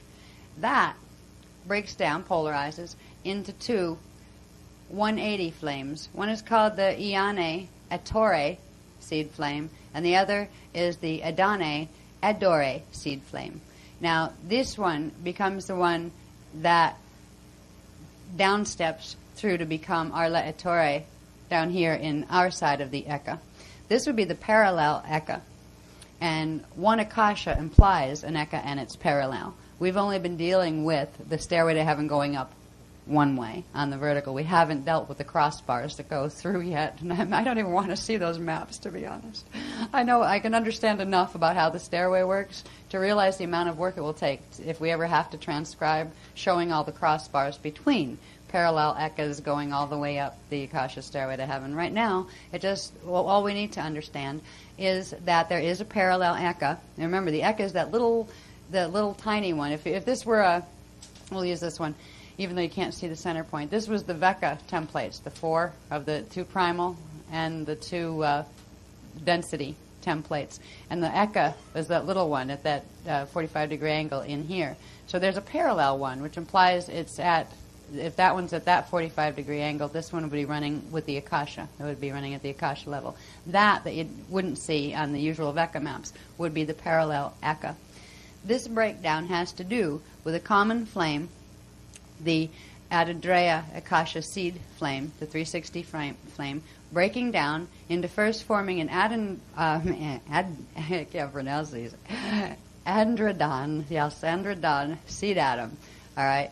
And it's out of that seed atom that part of it ends up as the seed for our Eka, and part ends up as the seed for the parallel Eka. And together they form, technically, they're one cluster. And it's out of this that we get our seed atom, which is the Yanesa. It also implies there's a parallel Yanesa over in the other side. But these systems are united from their first creation imprint, which would be the Androdon 360 seed atom that holds the 360 flame. The 360 flame splits first, bless you, into 2 180 flames. And this is where you get the Iane on the Akasha level and the Adane on the Akasha level. These 180 flames, one is called the Ettore seed flame, and one is called the Adore seed flame. All right, they're 180s. They cycle together, and they form another 360, a 360 spark. That becomes another 360 flame that is the Adandreya Amoreya seed flame that we talked about before, being the 360 flame that these guys come out of, breaking down into the Le Ettore and the Le Adore that break down into the Shaddam and Shaddai sparks and those kind of things coming down into our Eka matrix. So this is going up. We're going up. This is the 360 that eventually we will be running. So we're not only going to be doing the 90 here, we're not only going to be doing the 360 spark, which would be the Adandreya Amoreya flame. We're going to be incorporating eventually the Iane and the Adane 180s to reassemble the frequency charge of the Adandra, that's how you pronounce that one, Adandra Akasha seed flame, the full 360 Akasha seed flame. So this is a whole other level up from what we've been dealing with before. And it's through this that we start to understand what the words ethos and eros refer to. And I'll see if I can if I can read this well enough to remember how this breaks down. But we have our 360. Yep. Okay, yeah, I'll try my glasses now. Thank you very much. Much obliged. Okay, now I always feel like I'm in a fishbowl when I put these on. I can see better, but it distorts walking. Makes me feel dizzy. Anyway, let's see. Now, I'm going to see. There's something I want to see in this writing here. Because even the writing, we were getting the pictures with no writing, and kind of going, "What is that? What do we call that?" Don't worry, the writing will come later. So we finally, recently, in the last 2 days, we're getting writing to stick on these. I've got to see. There's something I want to see about this. So don't worry. Yeah. I don't know. Okay. All right. I'll try to explain it as best I can anyway. This 360 would be the center flame in this Androdon seed atom. Okay, the Akasha core seed atom. our side manifests through, our Eka manifests through the inner 8-cell cluster. You have the 6, 7, 8. These are the magnetic cells. And this one is called, the set of magnetic cells in the androdon is called the matrodon. And over here in the parallel Eka, you have the outer electrical cells. They're called the petrodon. They're basically the mother and father, the maternal and the paternal cells of the Eka. Together, they came out of the androdon, which is the androgynous, seed cell of the Akasha.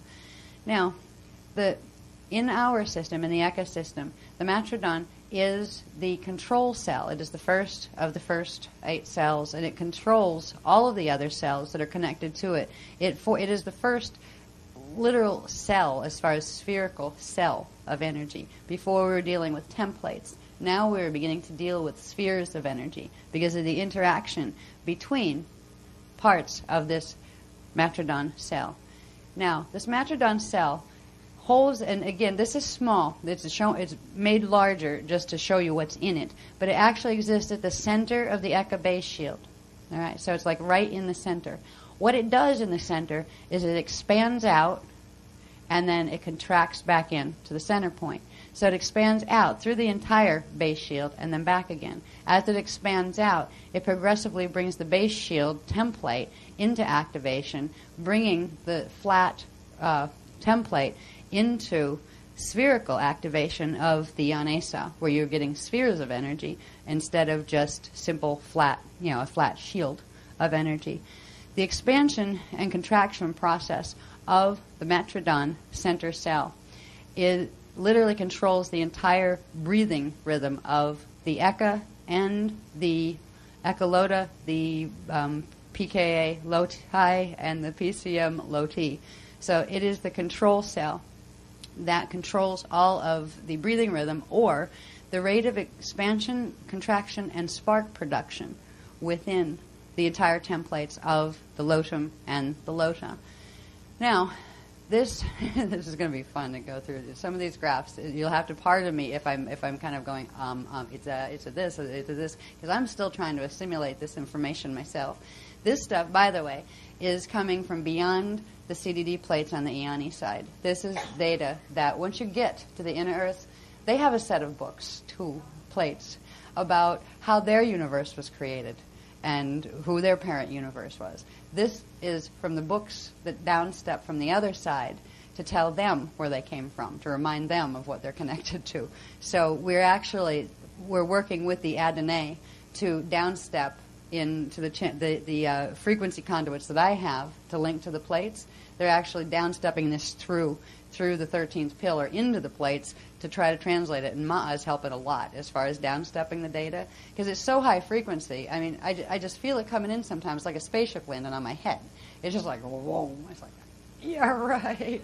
You get direct cognition that just sparks in like 20 different places at one time, and you understand all sorts of stuff, but you can't find a word to even mumble a part of it to yourself. You just know certain things. And I get to the point with this, it's a new experience from the plates, because the plates at least would, after a bit, sequence themselves into a linear order. This stuff is just like direct cognition in many circles all at the same time, where you just kind of sit in the middle of it and go, wow, because you get it. And I want to so much be able to convey this information to them, like, gosh, right, but can't even find the words. So if you see me struggling with words as I'm trying to describe some of these diagrams, please understand it has to do with this. There's so much frequency coming in behind these diagrams that the words themselves, they're almost hopeless. But I'll use the words as best as I can, and as best as they've been stepped down, because Ma'a's stepping them down for me as best as he can. Right? He's kind of saying, that's the best we can do on that one. Right? Some of it's information that through the learning how to do the breathing itself, you'll start to know, I think, eventually what I'm talking about. As far as when this type of data comes, it's a knowing. And sometimes it's crystal clear. But it's like it sidesteps your logic, where your logic just surrenders. It puts up the white flag and says, I know you know what you're talking about. But it's so fast compared to what I'm able to process, I'll just step aside, and your logic just kind of sits there and watches the whole process.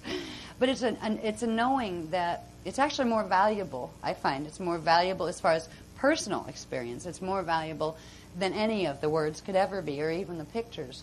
But when you're trying to teach it to somebody or get somebody else to find that space inside themselves, the words are very helpful. So I'm trying to use the words to describe stuff that's actually beyond words. And I hope in giving you the basic understanding of how parts go together, and then teaching you the techniques that we'll be learning between now and Friday, that you'll be able to find that space of direct cognition yourselves, where you begin to find the part of you that is connected to the Adonai side. Some of us incarnated directly from the Adonai side. Some of us came vertically down and incarnated through the Adonai, through the Iani side, which means on this side. You can come from our stairway up and incarnate down, or you can come down and cross over, which was actually the natural pattern of crossover. But there's others who have incarnated directly straight down. So some people are Iani based, and some are Adonai based. No, I get my ads twisted. Adonai based. It doesn't matter, because when you come up here, they're all the same at this level, at the Adandra level. So it's the Adandra flame, the original 360, that created the Iane and the Adonai at the Akasha level, and it's those guys that came back together to do the Adandreya, and it's those guys that came down to become the Iani. Right down here you get the Iani and the Adani flames. So we're all related. It doesn't matter which side of the matrix you came from. Yeah. But anyway, I will do my best to explain how this works.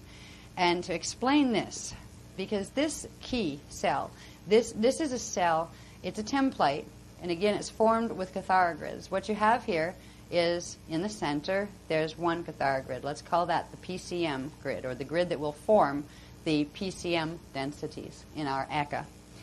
You also have the PKA one, the one that will form the parallel one in our Eka. Over here, you have another one, down here another, here another, and here another. Now, these are interesting.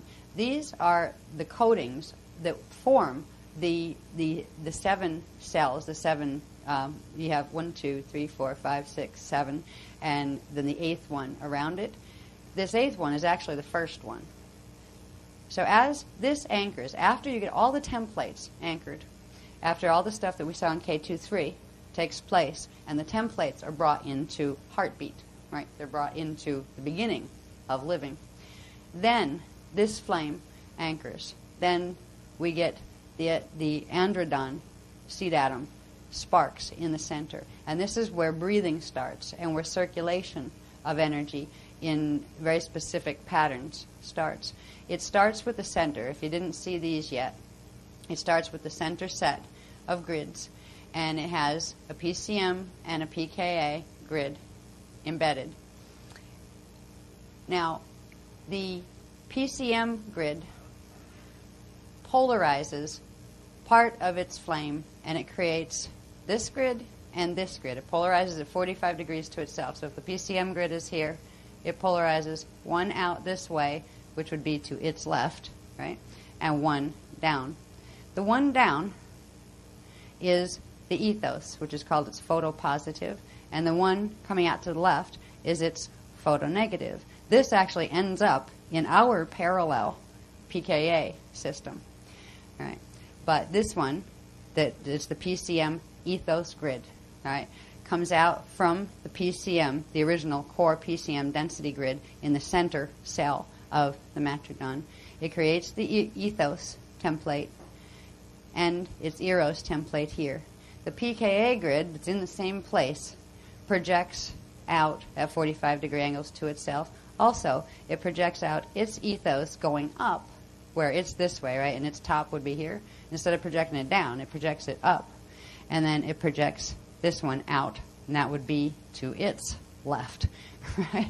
What this does is create a configuration of Cathara grids that cycle. These Cathara grids are actually cells, light cells. They call them light sound cells. The ethos is frequencies from the ethos and eros are frequencies from this side that run through the petrodon and through into the center cells of the matrodon. And then out into the ethos and the eros templates that are in the center of the seed cell here. They begin a blending of frequency spectra that allows for the natural frequency spectra of our Vecca system, which would have our PCM and our PKA and our primal fields. It allows these currents to blend with the same thing from the other side. And that creates a photonegative, photopositive situation where you have many, many levels of refraction and fractalization of energy as it's bouncing off each other. The ethos spectrum creates the ground of frequency that allows for the positive effect. Or I'm not talking positive in charge here. I'm talking positive like a negative photofilm versus the positive picture. All right? It's because of the ethos and eros that are coming from the other side that give a frequency ground that allows for what appears to be the externalization of the frequency spectra running through our signets and our Cathara grids here. So these are the beginnings, and they are in the seed cell of the Matrodon. But they also they are the beginning of the creation of the etheric blueprints that our matter bodies form. These two in the center, the PCM and the PKA, these are the density grids that form through the cycling of these guys. All right? Ethos, PCM, eros. And that's negative charge. Positive charge, ethos. Ethos is the male, would be considered the male. So that would have a positive, negative charge, and the eros would have a negative, positive charge. All right, so it's about the charge, and the charge is about the distribution of the flame currents. So at the center of this, together, you have the 360 flame. To fully activate the Matrodon means you would run half of that. You would run the 180, and that would allow you to turn on the next set, which would be the other 180 that would go over here. You would do the whole 360 of the androdon. The first part of that is being able to turn back on the Matrodon. Now, the Matrodon is the template that creates all sorts of levels that we'll see in a minute of what are called the etheric blueprints. And the etheric blueprints come down to another replicate of this called the Nadradon. The Nadradon is a replicate of the Matrodon that's found in the density grids once we get down to a certain level. I'll show you where that forms. Now, through the cycling of this, and what I mean by cycling is, again, phasing. There's a phasing that takes place. Right now you're looking at this at a partially expanded phase. If you took this bottom Cathara grid and pulled it all the way down to where its top point was at the bottom point of the PCM grid, right, where you had it hanging down this way, that would be the ethos's full expansion down. And you'd have the same thing where if you took this Cathara grid here and pulled it all the way up to where the 12 here, where its bottom started there, that would be the full expansion of those. We'll see this in a little bit. And the same over here, where if this one was pulled all the way out, so you'd have the horizontal Cathara grid of the PKA running there, and its bottom would then have this coming off it, a full Cathara grid off it, and a full Cathara grid off it. When it's at that expanded point, it would actually fill the entire base shield. Then it contracts all back in. You're seeing it on its way back in, where these would all come back together into one center point. Now, so you're seeing this, the Matrodon, in the beginning of its expansion form. There's a cycling that takes place between the eros and ethos of the Matrodon. You can look at these as cells within cells. If the original cell is the 1, then the 1 becomes 3, becomes 4, but you actually have 2. You have 1 that becomes the 2, the PKA and the PCM, and then each of those become 2, make 2 more. So you end up with 1, 2, because you have the 2 in the center, 3, 4, 5, 6, and then the 7th one was the original boundary, the original flame boundary of the first one around it. As these expand out, that flame boundary becomes the outer perimeter, and it's a sphere of energy because it started out as a spherical flame, and the spherical akasha-shaped flame. So this is like the expanded outer perimeter of the Matrodon, which, when you pull it back in again, is the little tiny center flame. Creation takes place from its center point outward. It expands from inside itself out. And when we get into seeing some of the levels of the PCM body, that are created within the templates from this, you'll see that, where the first level that expands outward from here actually ends up as the next level out here. And the last level to be created will be the first one in here. So it's not like this was the first created. Yeah, it's created here first, and it expands out as the next one's created inside of it. And they keep expanding out the levels. This becomes important when we want to understand the etheric blueprint that ends up as the blueprint for the Particum universe. The Matrodon holds the imprint for the Particum and the Particate universe on the full Eka on our side. It doesn't hold the full program of the Androdon. That's the two of these put together, parallel Eka and our Eka. So we're dealing with just this side because that's the side we've got to activate first before we can integrate this level. This is a fascinating living machine of light, basically. If we have the Eros, again coming from over here, the ethos coming from over here, and the Eros spectra coming from over here, and the density spectras, which are coming from this side. So you'd have the Ioni spectras here and the Adani spectras here. These guys cycle. There's a cycle, and we haven't got into the cycles yet, but I think on Friday, I think we're going to be introducing those. Depends on how far they want to take it. But this goes into the yugas and those things that we've talked about in Ireland in the workshop there, which is like, I don't ever want to have to talk about those again. The 6 cycles of 6 cycles that, yeah, these are cycles of expansion and contraction. All right, this all goes into the time cycles that we've talked about before, which is so complex on its own that I was ready to run. I was like, I quit. I don't want to teach this. I can't hardly understand it myself. But somewhere in there that actually made sense. I have to watch my own video again to see what I said. But I'm serious. You can't just to try to retain all this, where you could talk about it off the top of your head. I wouldn't wish it on anyone. I mean, I do the best I can, but my gosh, I do have my apartheid limitations in my shield, at the moment.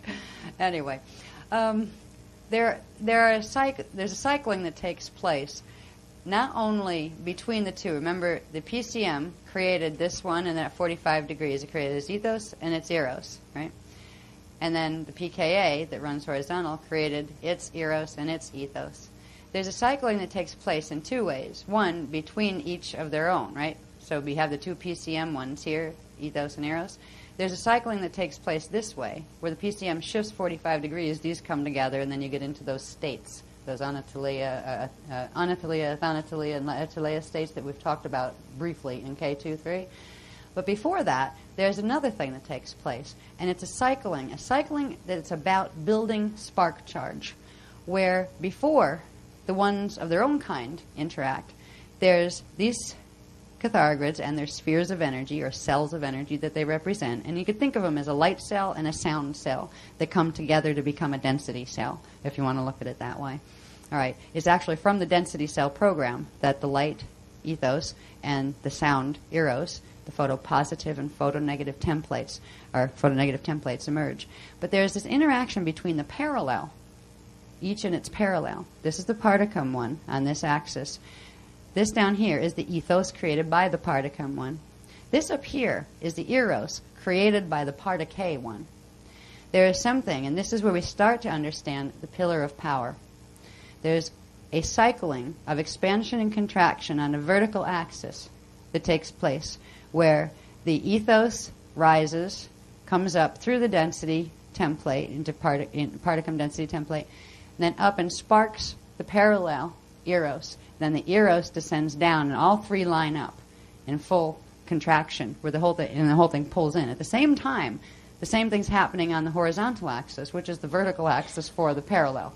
All right. So you have this pillar of energy on our side running this way, and this pillar of energy on the our parallel, not parallel Eka, but our immediate parallel side running this way. This pillar, if we look at just our own, is our pillar of power, and it's through the cycling of the ethos coming up. It has its own little ethos flames. They spark the ethos flames in the Particum template. They build charge by sparking enough to, after 6 vertical breaths, right? Inhale, exhale. Inhale, exhale. Inhale, exhale. You get 6 of those, right? 6 cycles of expansion and contraction. It actually starts with inhale is stop point, and you go exhale 1. Inhale 1. Exhale 2. Inhale 2. They're going to teach us how to breathe this at, Friday. And then you do it till we get exhale 3, and then inhale 3. And at that point, enough spark charge has been built up between them. It's at full expansion where this grid would now have its top point at that bottom point, so to expand all the way out to here. Then on the next inhale, it inhales up and connects with this one and brings this one down, and they both go into full contraction, and that's when the whole seed atom gets sparked again. It receives the 180 spark, and that allows for the cycle to begin again. Now, after you get 6 cycles of 6 breaths, like that, let's call it breaths of the Metrodon, then the entire axis shifts on the PCM one. Now, the PKA is doing its own exact same thing, but on the horizontal axis over there, in its plane. The whole thing shifts, and these two start to interact, where these guys start to come together. They're at 45 degrees, then they start into the 30-degree axis, then into the 0 point. They enter 0 point here at the 45-degree axis, which is the Eka axis, right, our Eka axis. And that's when you get the Anataleya, Athanataleya, and Laetaleya states, where the whole thing completely pops off and pops into the Eka, so it completely demanifests. But it's through the cycling of this seed atom, this Metrodon core seed atom, the mother seed, that the whole Eka template, not just the Particum and Particate universes, but the Echolota itself, it expands out into manifestation, flashing on, and then contracts back in and disappears, and literally goes away and then recreates again. And it's the continual cycling of that sets the breathing rhythm, or the full circulation that allows for holographic projection of the spheres within the already operational templates that were they were already three-dimensional, because you had you had height, width, and depth created in those templates. But this begins a circulation, a living circulation of energy bumping into different angles of energy, which are creating very complex currents that create the spark pulse currents that then step down from having your Particate currents to, Particai currents to Particate currents to ionic particulate currents down to atomic currents. And what I'll show you as we go along, we'll look at this a bit more closely so we can understand the cycling of these cells. Let's say the first cell expands itself out, and it forms first its parallel, which is the Akasha, the parallel, the parallel PKA, which would be the imprint for the loti, has its low T imprint, and this is the center again of the lota. And then it creates the etherics, which are the imprint of these, one running the same, one running as a photo reverse, a negative template, made out of the frequencies from the other side. And it's the cycling of this that allows for the expansion and the downstep of the flames from the 180 at its center. The 180 comes down, it splits, the 180 splits, and it'll form the 290s. All right, 290s over here, where you get the this and its parallel. There's another connection here that there's still about 4 graphs that are going to be required, and I didn't have time to even attempt to touch it. It's real sophisticated. There's a link between our primal fields and their density fields and their monad over here, and I won't even attempt to guess at explaining how that connection works yet, but it's another part of the general apparatus that I'm trying to show you that we all have as part of our anatomy. But there is, as far as the breaking down of the flames, this is why I won't publish this stuff as far as putting it out in print until I can go through all of these with a fine-tooth comb and be able to tell you exactly which 45 went where. Was it Le'atori? Was it Le'adori? It's not only translating the graphs, it's analyzing them after the fact and seeing that they're congruent across the board to make sure my translation was accurate. So the reason why you're going to see some of this stuff up here, but you're not going to have to go home and try to analyze it off scribbly-looking copies, is because we need to analyze this data at this point and get the exact specifics. We know the flames break down this way. We know that the 90 charges end up as, there's actually 4 of those, the 360 one breaks down into the 490s, but it also has its parallel over here, and how those break down into those two, I don't have the data on yet, but I know there's about 4 graphs that'll show it, and if the graphs are anything like some of the graphs that have been coming through, part of me doesn't want to know, but if we need to know, they'll show us, where that fits. But for now, to know we have this central control cell, that is one cell at the center of the Eka base shield that literally controls the expansion and contraction of spheres of energy, cells of energy. We can look at those expanded cells, again, as little cells unto themselves that exist within the parameters of the first cell, which would be the parameters of the 180 spark at the center of this. The 180 spark is actually in the same place as the other 180 spark. So you really have a 360 at the center because these are actually this. We separated them out so you could hopefully understand a little bit about how this became our ecoside and this became the parallel ecoside. But just like our templates all exist in the same place, so does this. They're actually in the same place. So you have the 180, then you have the other 180 because you have this whole cell, this whole control cell back here. This cell that cycles, expands, and contracts here creates the pillar of power that literally energizes. It's the breathing tube that energizes this entire Eka-Veka structure. And it starts with that little cell, and it's cycling between its ethos and eros, on the parallel side. It's the point where the lotum, which is the lotai and the loti, and the lota come together and started out as one. All right, so it's the center point that they started out as one and then became the lota and the lotum, and then the lotum became the pKa and the PCM side. So it holds the whole template, the programming of the whole entire Eka template, and the rest of it holds the parallel Eka template. It's because of this that we can even run frequencies of the Le Edore that are over on this side. Up here, we had the Edore seed flame, and that would be up at the Akasha level as opposed to the Eka level. The Edore and the Ettore, the Le are the little ones. And I'm sure Ellie didn't refer to little, but it probably means of the. You know what I mean? Something like that, because Le is used in a lot of different ways in the Anahazi languages. We're also getting some interesting stuff now because we're not just dealing with Anahazi anymore. We're dealing with Anahazi and the Iani languages, but now they're also bridging them into the Adani languages. So we're able to translate some of the sound signatures that come from over there that aren't part of the natural spectrum here, which means we can start translating the sound signatures of the etheric blueprints. Because the Iani actually hold etheric blueprints for them over there in that parallel, and they hold the blueprints for us over here. So it works both ways. So the Iani would be masters of their etheric blueprint, where the Adane are masters of our etheric blueprint, because they're tuned to those frequencies, because the etherics are coming in from the other side. So when you combine the two of them, you've got people who can access both sides of the blueprint, and we each have a part of our own selves that has that ability. We each have this cell, the, and if I can pronounce it, androdon cell. We each have a level of our cells that has the adandra. I have to watch the endings because the endings change and the change means something. The adandra Akasha seed flame. So we all have these levels of our biology, but this is way out there, all right, in your outer fields, way, way, way out there. But it's still extremely important because right now we're all living under a set of conditions where etheric blueprint is highly damaged. The planets is highly damaged.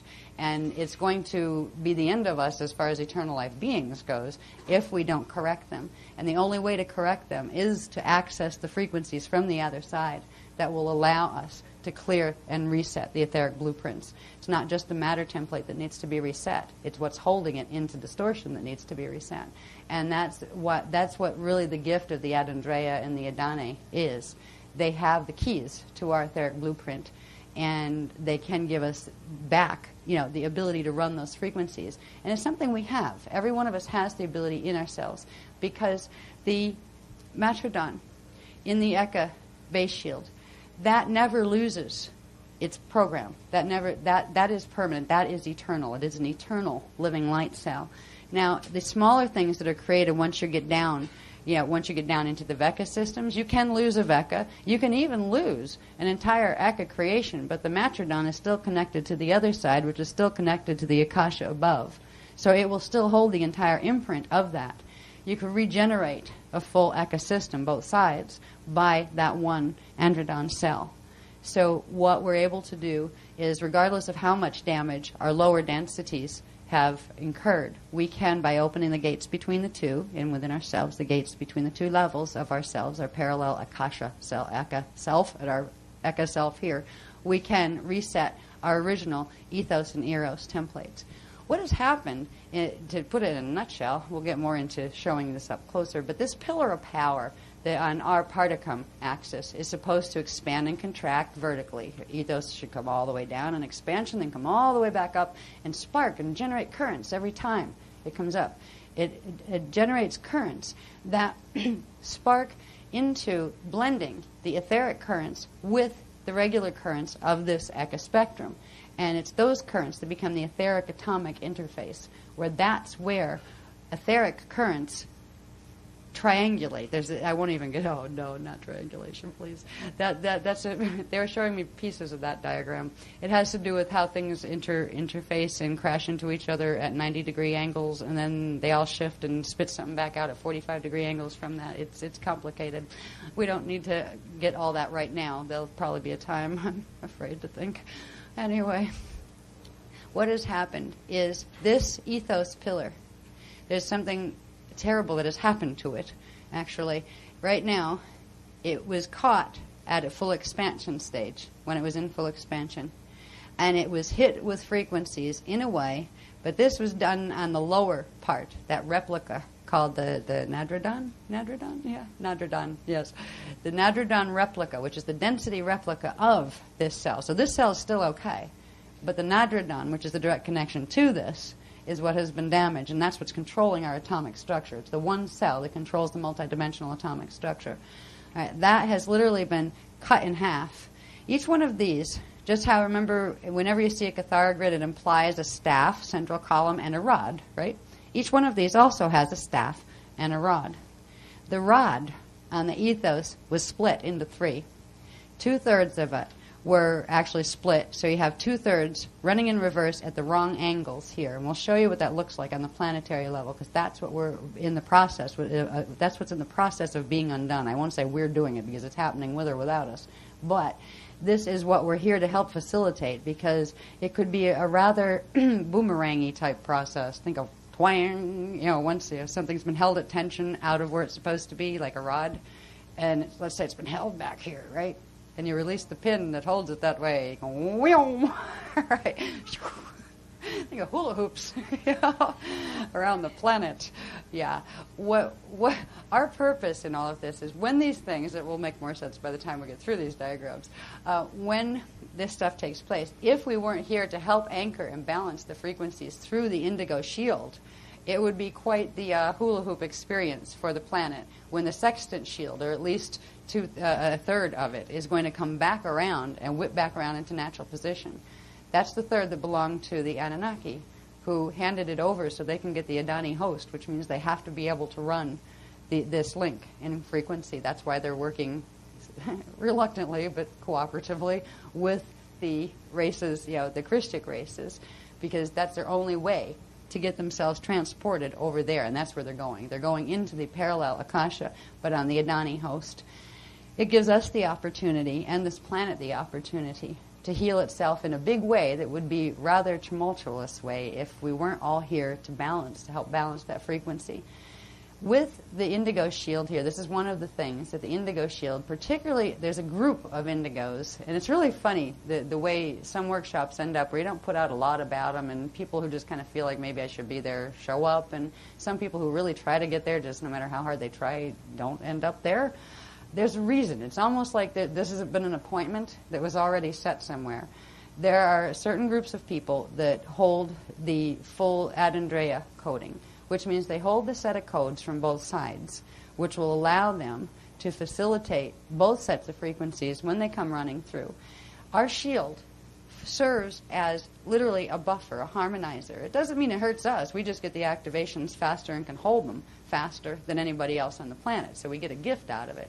But we give a gift back to the planet. We're like a shock absorber.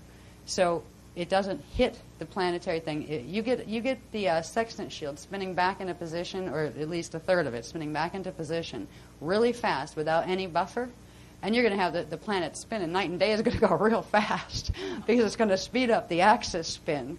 And then there's going to be a kickback. And can you imagine what the tides would be doing during all of that? Yeah, it's like time to get off planet. We don't need to get off planet because there are Adandreya here. There are some of the Eoni people, some of the indigos, that are not just indigos. They hold the full coding of both sides, at least in subharmonic form, enough to be able to create the Adandreya buffer shield in the event that this activation was going to be necessary. Because it was always known that it could get to the point where this was necessary. And, I mean, it did on Terra. But this was a bigger drama. This was the end of the whole universal one. And they knew that was coming in this time frame because of the history that was known. So there are people, the people that showed up here, there's a reason why. There are people who wanted to come, they felt they should be here. There was a reason why they probably are supposed to be someplace else. Like they may be helping, but they need to help from where they were. So that may be why they're not here. There's always a bigger reason behind what appears to be the obvious. And I hope the people that didn't make it, that wanted to, find that in themselves, where they're still at peace with it and don't feel frustrated and aggravated that they should have been there. Maybe they are, and they just don't realize they're exactly where they're supposed to be. Anyway, what we're going to all help do is this pillar that's been damaged, this ethos grid down here that is essential to allow the breathing to occur, the sparking to occur. This is what allows the atomic structure here to tap into the perpetual sparking of the etheric level that allows the regeneration of life force currents, that allows the whole apparatus to be eternal life as opposed to finite life. We're going to assist in this rod reassembling itself. Right now it's split into 3 pieces. One piece is dormant, and that's the piece that's activating.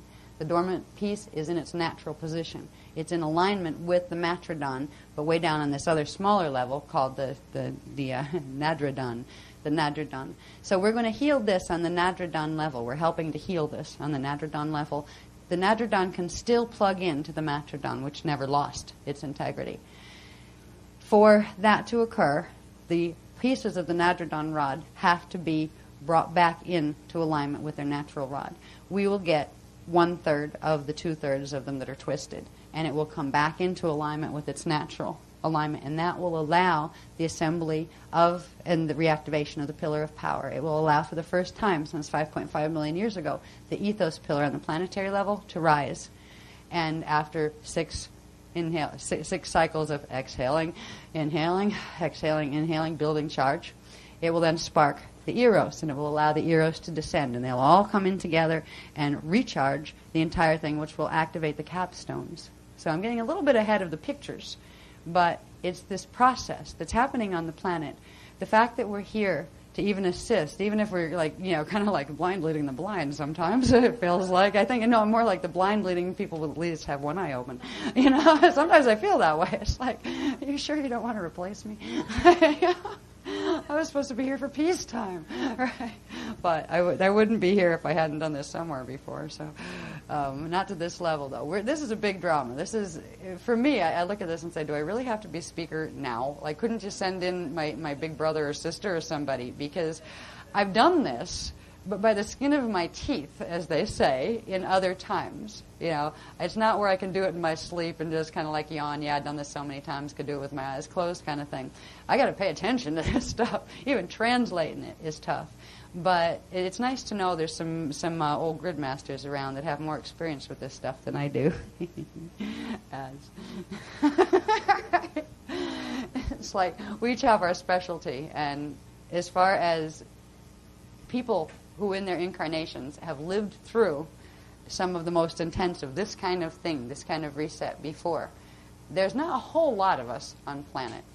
I've lived through, but literally, like I said, holding my breath, going, oh my God, are we going to make it? Where others have said, oh, just hold on to yourself and come on, we're going. We know how to do this, right? He is one of those. So I'm very honored to I know my elders as far as people who do know the grid work and have it encoded right in their bodies. There are some of you that will have that too. So sometimes one person might know one thing in one way, but that doesn't necessarily mean that there's not another person who knows a whole lot more, but in a different way that words aren't required for quite as much. So anyway, we're going to help. We're going to assist in this process. We wouldn't be assisting in the process if we hadn't had an agreement to do it in the first place.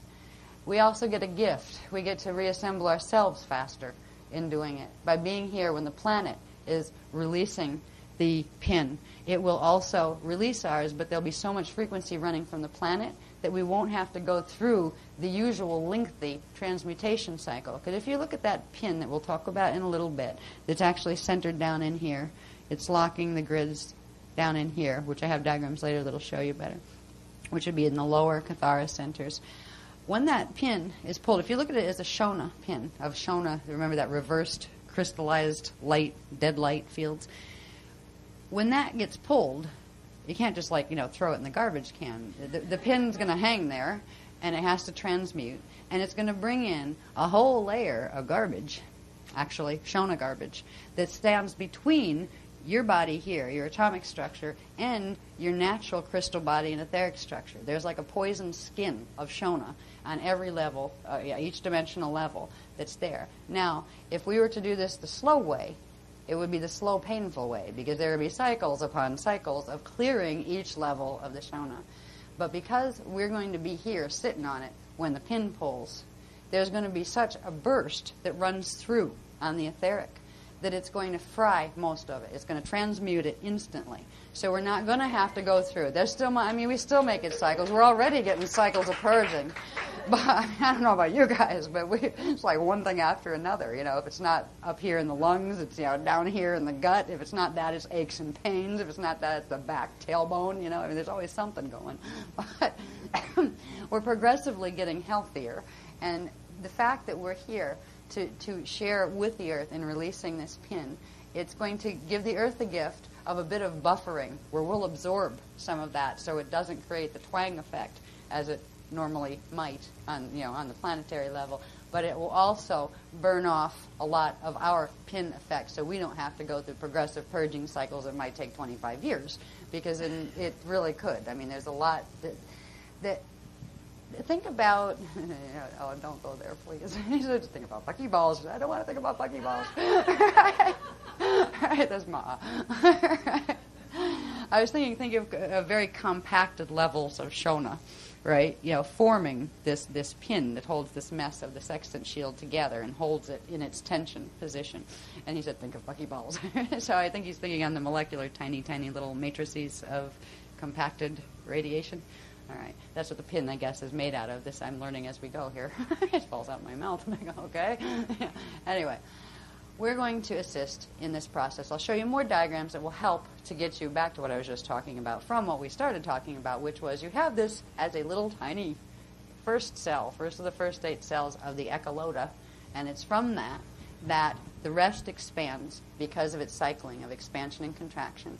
Remember, again, we have the PCM ethos, PCM eros, PKA eros, PKA ethos. And in the center, you have the PCM imprint, the imprint for the PCM density, and going horizontal, the PKA density. Now this gets into wild stuff, like levels called the lotosphere, the logosphere, the photosphere, all sorts of things, no words. I will we'll start moving forward in the diagrams, so I don't stay stuck on this one forever. Honey. Oh. Thank you. Thank you.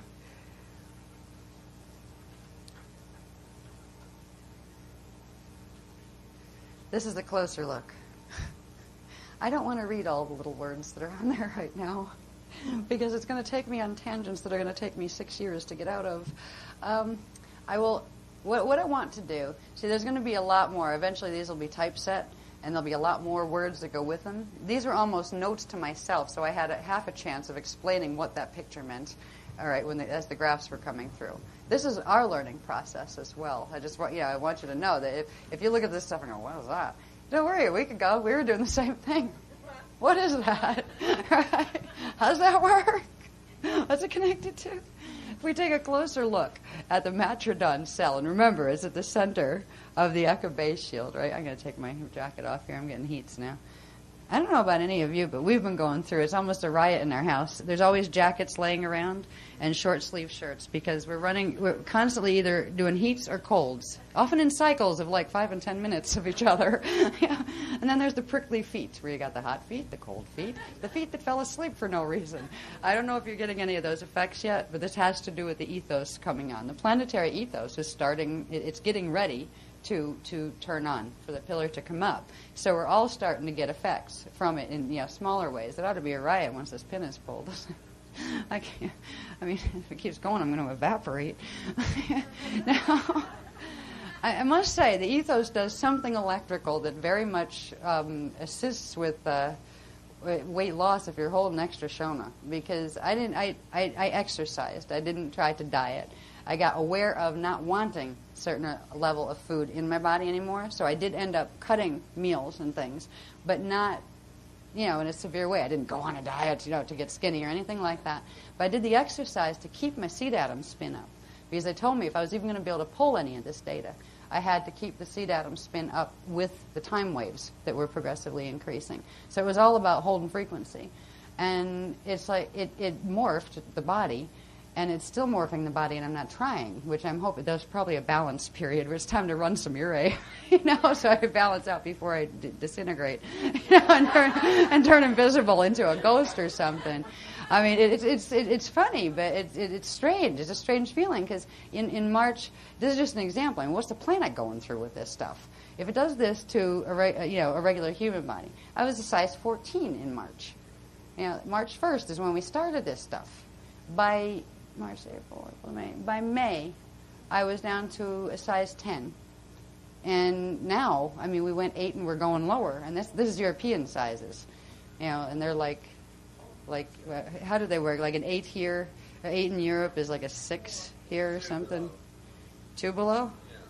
Yeah. I don't know, but all I know is even these are falling down now. But it'll fill back out. There'll be a balance when the Eros comes in from the top. But it's amazing what these frequencies do. I mean, we're getting more electrical right now, and that's what's needed. And then there will be the balancing out with the magnetics coming in from the top. But just to be able to these are the subharmonics. That my pin is still in place just like the planet's is. I can't imagine what this is going to be like for our bodies, the strength we're going to be able to develop. This is why we're going into the physical. Because you need to get your axiotonal lines and the literal physical atomic structure able to hold these frequencies, or it'll just shut off in the template. You won't get the physical benefit of it. It won't allow it to come through because you don't want to fry your body, and your body knows better than to fry itself. So it will literally shut off the etheric atomic connection. In other words, it will block the pillar of power so it doesn't throw its energy in here. But these frequencies that are becoming available now, if they can do that just in terms of weight management, what can they do in healing? What could they do when pointed at cancer cells? What could they do when pointed at any illness? They would probably do phenomenal things. And I'm looking forward to our healing. We can heal ourselves, help our planet heal, and then really bring a force of healing to this planet that has not been here in this race's mutated history. So it's exciting. Anyway, back to this. Oh no. All right. Again, this is imagine it. I'd say imagine it as a tiny cell at the center of the Akasha base shield, which in truth it is a tiny cell at the center of the Eka base shield. However, in relation to us, tiny would not be an appropriate word. If way inside of all that stuff, you have one little Talia sphere out of the 60 that your whole sphere is made out of, is 500,000 to 700,000 miles in diameter. How big is this thing? I mean, our universe is inside of it. Not just our universe, the parallel one as well. These are massive radiation spheres of energy that are living light cells, and it's not that they're little cells that things are composed of. They're huge cells that things form inside of. So it's like you can never really be away from Source because you live literally within Source, each layer upon layer. Even those that fall, the only place you can fall still is within Source. You just lose your cognition of connection. And so there is an advantage to rising as opposed to falling. But we all exist. Our Eka exists, and our PCM and our PKA sides exist within that outer perimeter sphere, or a akasha-shaped sphere. It would have its point, like going up this way. So if you look down on an akasha, it looks like a circle with a point in the center. Right? We would all be existing within that. Our universes are existing within that radiation boundary. And it is radiation. Radiations are units of consciousness that can take the form of, let's say, photopositive radiation, which would be light, or photonegative radiation, which here would appear as sound. Over there it would be light in the parallel. Right? Here, light and sound are actually the same thing. The radiation units. Light oscillates, which means it's flashed on, and radiation sound vibrates, which means it's in its flash-off stage, which means it's flashed on and its opposite. Right? So it's light and sound. There's a whole thing about light and sound spectra that gets into the eros and ethos, and I hope that's Kathara 5. So we have, again, the ethos, PCM ethos, that comes out of this template here. We have the eros PCM over here. We have the ethos pKa over there, and the eros pKa over there. And again, this is our pillar here that cycles on vertical breath, expansion and contraction. This is their vertical, but it's our horizontal. Functions on expansion and contraction. And through the expansion and contraction, it creates spark pulse currents, which are radiation units that accrete to form Kelon. They start as kelana, they go into kelons, they form kelon codes, and they build up the literal crystallized light, crystal matrices of radiation that are light crystals or sound crystals. You could look at the eros as a field of crystal sound waves. You could look at the ethos as a field of crystal light waves. You could also look at them as the primary cells of the male and the male within the female, and the female within the male. Our ethos is our male level template. It is our electrical template. Our eros is our female magnetic template.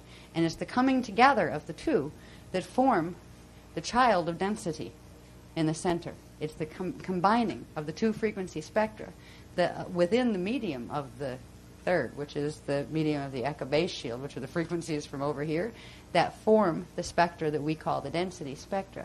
So there's let's put it simply, creation is not a simple brainless process.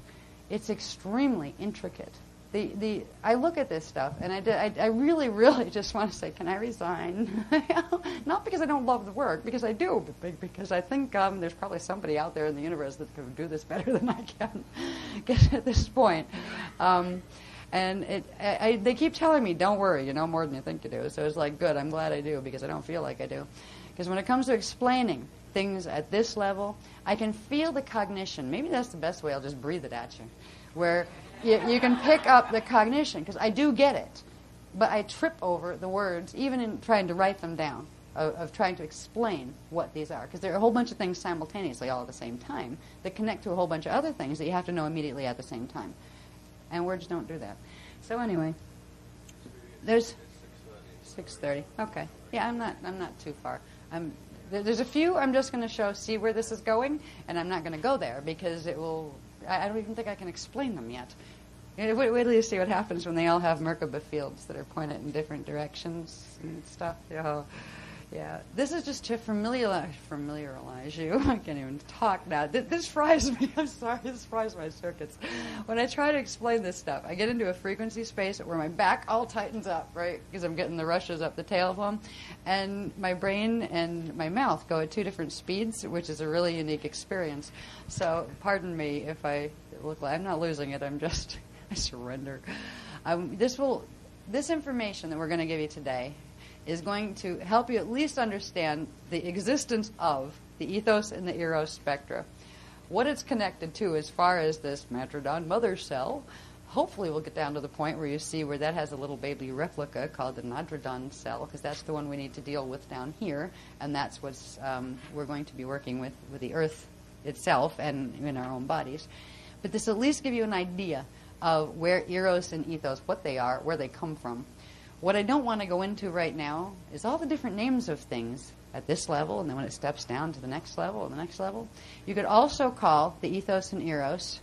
The ethos, electrical, is also known as the Ka force, Ka, light, right? The eros is known as the Tha force or sound. And you put the two together, when the two phase together, they create the Ra force, the one, Kathara. That's where the word Kathara comes from. So when we're dealing with the Ka, there are Ka centers. We're working with the Ra center in the Particum grid, Particum density grid, right? That's our Ra center. There would be in the same place on the ethos grid, the Ka center, in the same place in the Eros grid, the Tha center. We have a Tha center that comes down from the parallel one up here, but we're not worrying about those yet. Right now, we're opening the Ra center, which is allowing the Ka and the Ra to come back together in the body to be able to spark again, which will allow the breathing tube. Because right now you could look at it as if the pillar of power is a breathing tube. You actually have part of it at a 23.5 degree twist from its natural angle, and another part of it at an 11.5 degree twist from that. So you have it split into three pieces, so you're only getting a third of your breath in, and that part has been like literally cut off where it's not breathing at all. So we're breathing reversed light at those two different axes.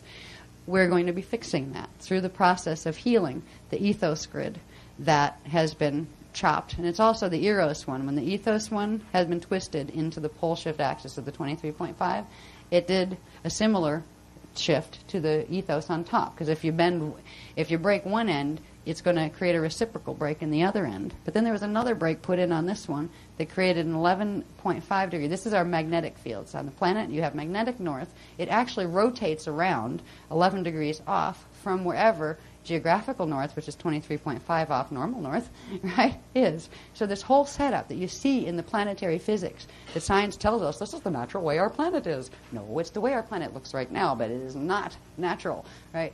We're cut off from the capstones. Our natural breathing tube, as far as where our spark currents can cycle and completely regenerate themselves, has been cessated. We're circulating dead light, and we're living off dead light. That's why our animals and plants and things here have progressively become things that eat things from the outside, because they can't regenerate mana energy inside their own bodies anymore. So as we progressively heal this, eventually we're moving toward an evolution back toward what we originally were, where we don't need to eat other things. Can you imagine the real idea of the lion and the lamb laying down with each other, which means the lion doesn't need to eat the lamb anymore? Why? Because they're breatharians, right? Because they don't need to suck energy off other things in order to sustain their own biology. There we go again with that speed thing between the brain and the lips. So we can look at the ethos on this level, at the Matrodon level. It would be the Ka, the Tha, and the Ra. The ethos, electrical, equals Ka. The Eros, magnetic, equals Tha. And you put them both together and they form the density currents known as the Ra, or the one, the point of union. We step these down. You could call them just plain old ethos and Eros.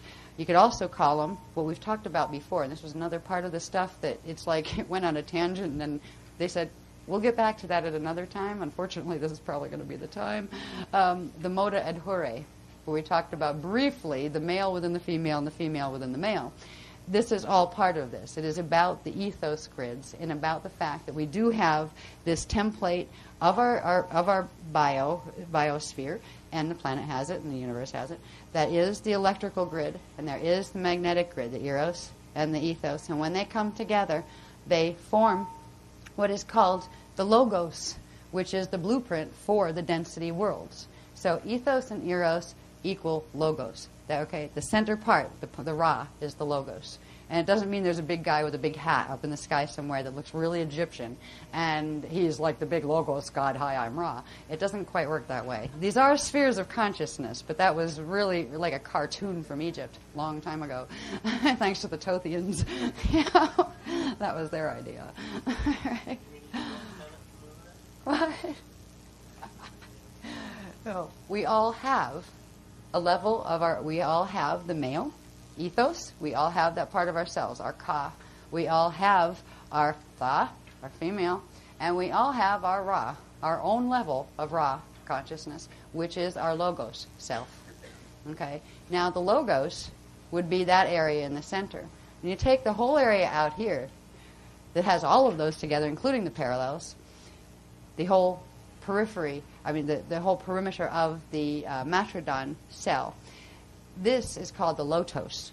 So you have the lotos sphere that all of this takes place within. And each body that comes down here has its own small replicate of this pattern. The universe is structured this way, and everything that manifests within that universe has to take on that form of crystal body structure all the way down in order to get here. So the fact that anything is manifest here implies it's got this structure. It started with it in the first place anyway. You can twist things where you can't connect to these levels anymore, but it doesn't mean you didn't start with them. So everything did start wholly. Whole. Now, anyway, next one. Oh, by the way, this the other thing is, I think this shows on the next one. This forms a crystalline structure. These crystals form like this crystal structure. Again, another crystal matrix, just like when we looked at the templates for our own crystal body. Right at the center of the matrodon cell itself, you have the ruche pillars forming the angles of the crystal body. So you have these represent crystal cells, cells of crystal, light, and sound, and logos, which is the combination of ethos and eros, which is like your D12 etheric blueprint. Right? That forms you can look at the logos as the blueprint for your Christos. Right? And there's levels of this coming each level down. You have your 5 density levels and all of that. But these are the structures that actually from which the density levels form. All right? This is, again, a tiny cell at the center of your Eka base shield. It's also known as your first creation imprint. All right? And everybody has one. It's the first imprint that you entered manifestation within this Eka. And regardless of which side you came from, everybody has one. If you're down here, you've got one. So this is the beginning of a journey that expands out into the templates of the Eka body. It expands out spheres within spheres that form the levels of eventually get down to our auric field levels. But beyond the auric field levels, you have a photosphere between the 11.5 and the 0.5s, by the way, mean in the echolota.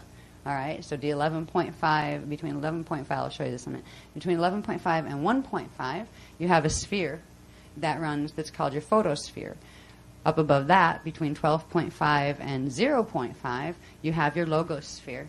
And beyond that, at 13.5, running 13.5, 13.5 on top and bottom, is where you have your lotosphere. So these are the levels of the spheres within which your 15-dimensional auric field and all of that stuff takes place. And these are all within your crystal body structure. So this is why they didn't do crystal body real early on when they were teaching us things. I could see why. I mean, I still kind of go, oh, my God. I know it all makes beautiful sense, especially when you're up there. I hope I'm making enough sense to you so you can see where the parts connect, because it's really a stretch. I'm trying to edit certain amounts of detail that I know are there, that I know if I go there, it's like going up to a cliff and falling off the edge because you don't have the bridge that leads to the, over the abyss, right? Because there's a bunch of things like that where you get bursts of information from the plates, and then it'll stop because there's a whole bunch of other stuff that has to come in first, and then there's another thing that fills in the gap there. So I'm trying to look at this. Some of this detail I'm not even going to touch now, but it's enough to show you have your Ka, your Tha, and your Ra, your Ka, your Tha, and your Ra, and the parallel has its Ka, Tha, and its Ra running that way. And these are the prime forces of ethos, eros, that form the logos, which are the blueprints. These are the blueprints of the blueprints, and these are the levels that we have had damaged in our bodies primarily, in our crystal bodies primarily, because they've been offset with each other. If you look at this as the logos crystal, all right, within the center of this little cell, each one of these forms a crystal because each one has 12 pillars, right? Each Cathara grid implies 12 pillars, all right, your 12 ruche pillars, and of course your 13th one at the center. But the 12 pillars are what form that crystal body structure, those angles of energy interaction. So you have 1, 2, 3, 4, 5, 6 crystals there in that first cell. And if you look at these crystals, supposed to be able to phase properly and spark and keep generating living light currents, they need to be able to phase with their axes lined up in very specific ways. If you tilt any one of those axes and break it off the mainstream, you're going to jam the whole thing. It's like putting something in a Swiss watch that chokes the gears. Where none of you make one so it can't move, none of them can move, and they lock. And that's what happened to our ethos pillars, the planet's ethos pillars. That's why everything is dying here. Right now we're in a dying universe because of this. But this is the point at which it got so close to being dead that it's regenerating itself. And we're a part of that regeneration committee. Yeah, so next one, please. I'm almost afraid to look. What is the next one?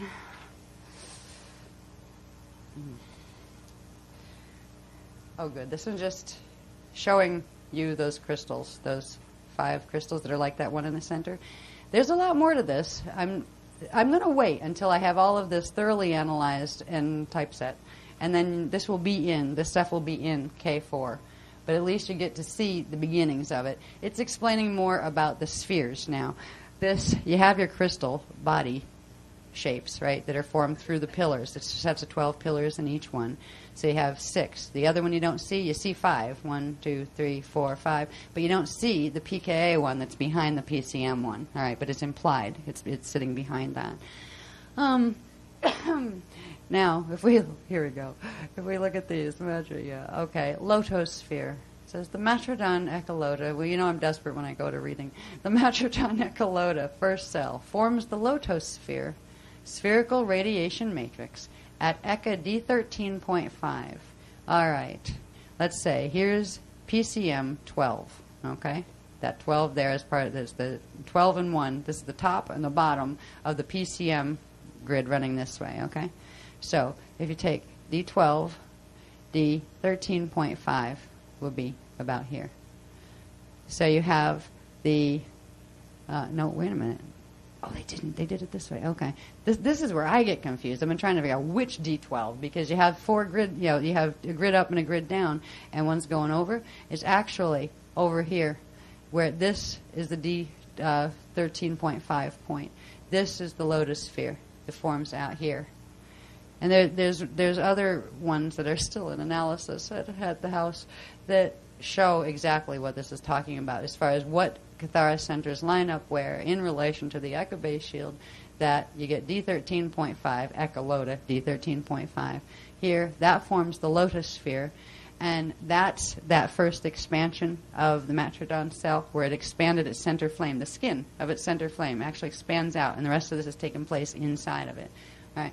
Then you have another expansion. This would be the first, you could consider that the first exhale expansion breath of the Matrodon.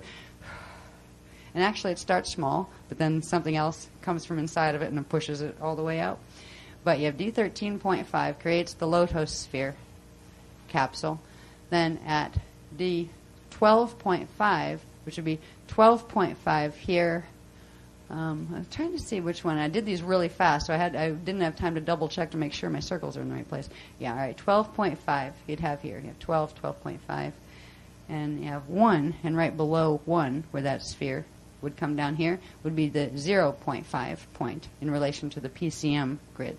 So you have at 12.5 and 0.5 another sphere that is called the logos sphere, and that's the one around the density bodies, where the lotosphere is around all of the blueprint bodies as well, your ethos and eros bodies.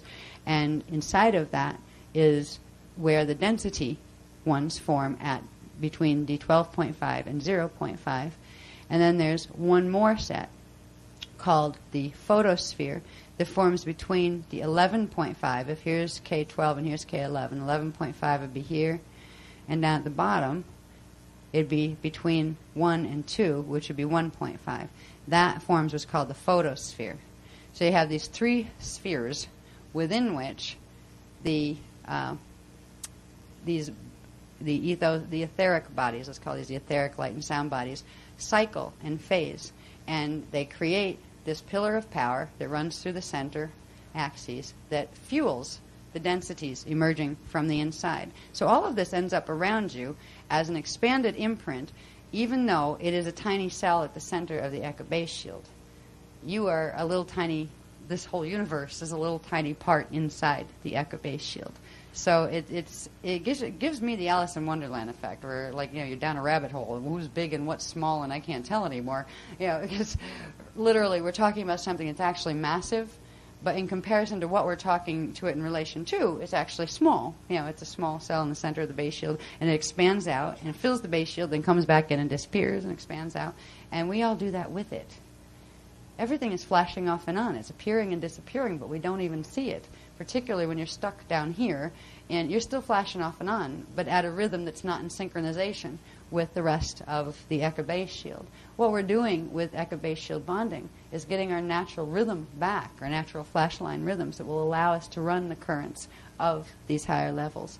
So for now, I'll leave it at looking at that, understanding we have it as a tiny cell at the center of our Eka base shield, but also it's the tiny cell we live in, our universe lives in. All right, so that may be a little hard to kind of like, it makes me kind of go, yeah, okay, whatever. What'll help is when we take this down to knowing you have a replica of it called the Nadatron. I've got the what? The Nadradon. That's a tiny replica of this, and where it manifests in your physical body is it's supposed to be in the coccyx at the end of the tailbone. It's in the etheric duct system there. And this is what we're turning back on fully. We've started the process on the etheric level and some of the other things we've done. We've started the process of healing that. But now we're getting to the point where we can actually turn on the cycling again, which means reopen the etheric atomic connection. All right, next one, please. What happens when you breathe? We're going to learn to breathe first. Then we're going to learn to breathe and move energy in the body. But right now, even though it's a little bit soon for it, it's also timely to have the lotus loga. Yeah, it is. Because what you're doing with loga is you're stretching first the axiotonal lines. As they exist, you're stretching them. There's another level of strength training where you'll actually be building them so they can get wider and stronger and hold more. But you can't build them until you stretch them. First you need to stretch and get the flexibility back in what's there, and then gently infuse it with energy, and then building. So there's going to be a level of working with muscle building, and you don't have to become like a He-Man or anything. You don't even have to get muscles as much as I got. I just decided, get rid of some things. You might as well have muscles. So,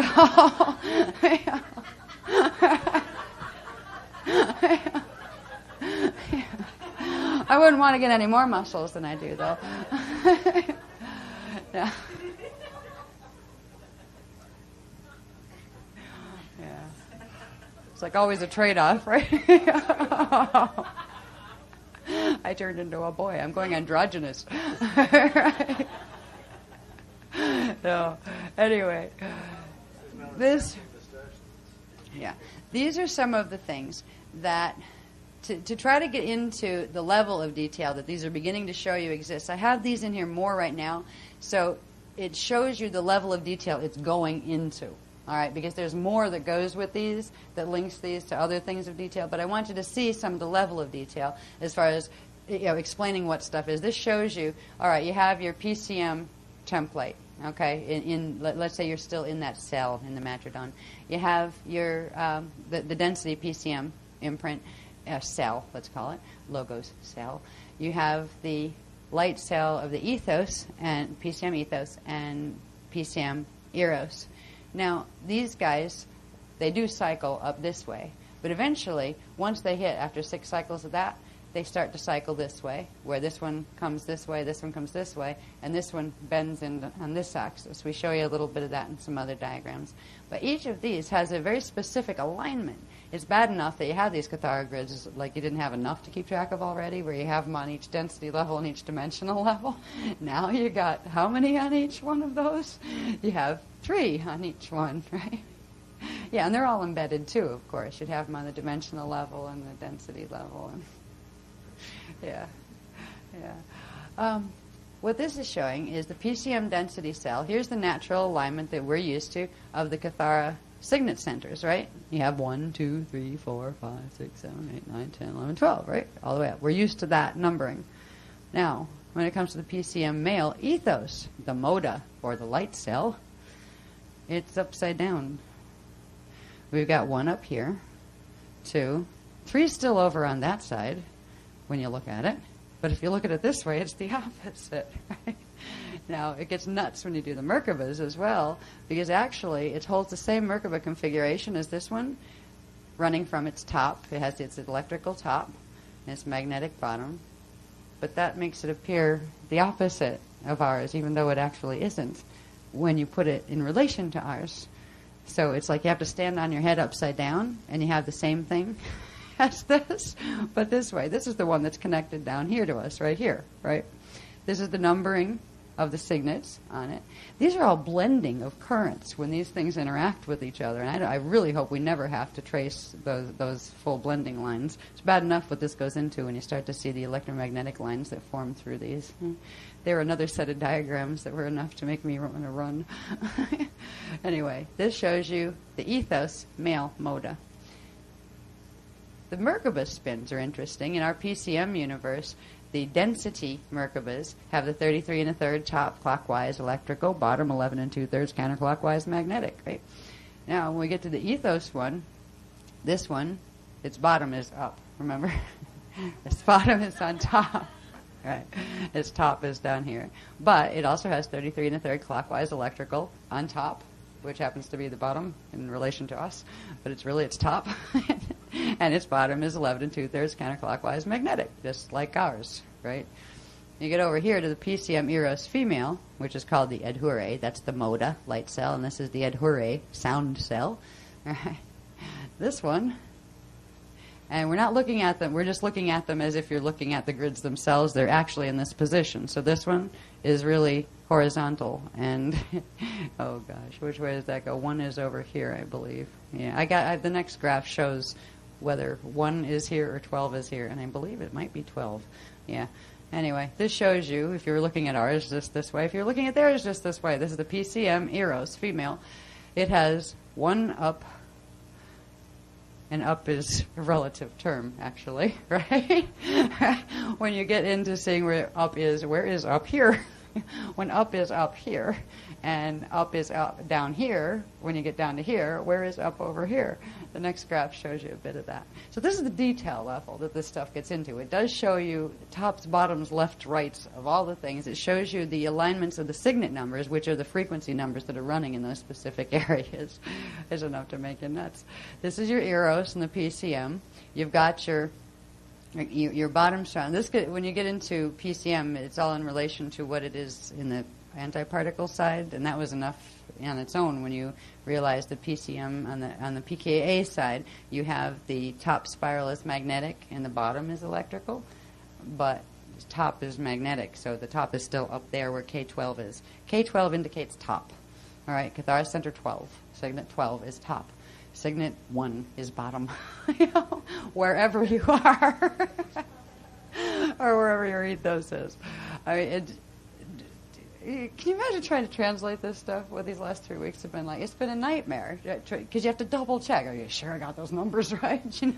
Yeah, we got them right after a lot of going over ourselves a million times. So this is the PCM Eros configuration of their Cathara. You have 1, 2, 3 is over here, 4, 5, 6, 7. It's considered the photonegative of that, but it's also running at a 90-degree axis to it, as we'll see in the next diagram. We come over here to pKa density cell. This is our parallel density cell from the parallel universe, not parallel Eka, just parallel universe over on this side. It has its 1, 2. Remember, they have 4 over here, which would be their right side, where we have our 3, 6, 9 side on the right. Theirs is the 4, 7, 10 side on the right. That's the natural Vecca configuration. Then it gets wacky over here too. That's here, and of course this is running on that axis, right? And they have their ethos here and their Eros here. This is their ethos side, the pKa male. All of this gets into actually the male and female Merkabas that we talked about. And that was another section of the work that we really hope we never had to go back to, I think, right? Who spins where, and where's the fin? Right? Following that fin, where's the fin in the front? Is the fin in the front? No, the fin's in the back. Some of them have the fin in the front, some have the fin in the back. We had to go through all of these to analyze all that data too, to make sure if we were doing three-dimensional Merkabas, we had the fin in the right position. This was fun. Anyway, it shows you the pKa ethos male motor. This is the parallel one, light cell. It shows you its configuration. It's got its 12 on the bottom and its 1 on top. So its top is down here and its bottom is up here. And over here, we again have top on bottom and bottom on top with the Eros. All right. So it's the same configuration, whether you're looking at it from this way or this way. it helps a little bit. There's several graphs that will help clarify these, I'm sure. Next one, please.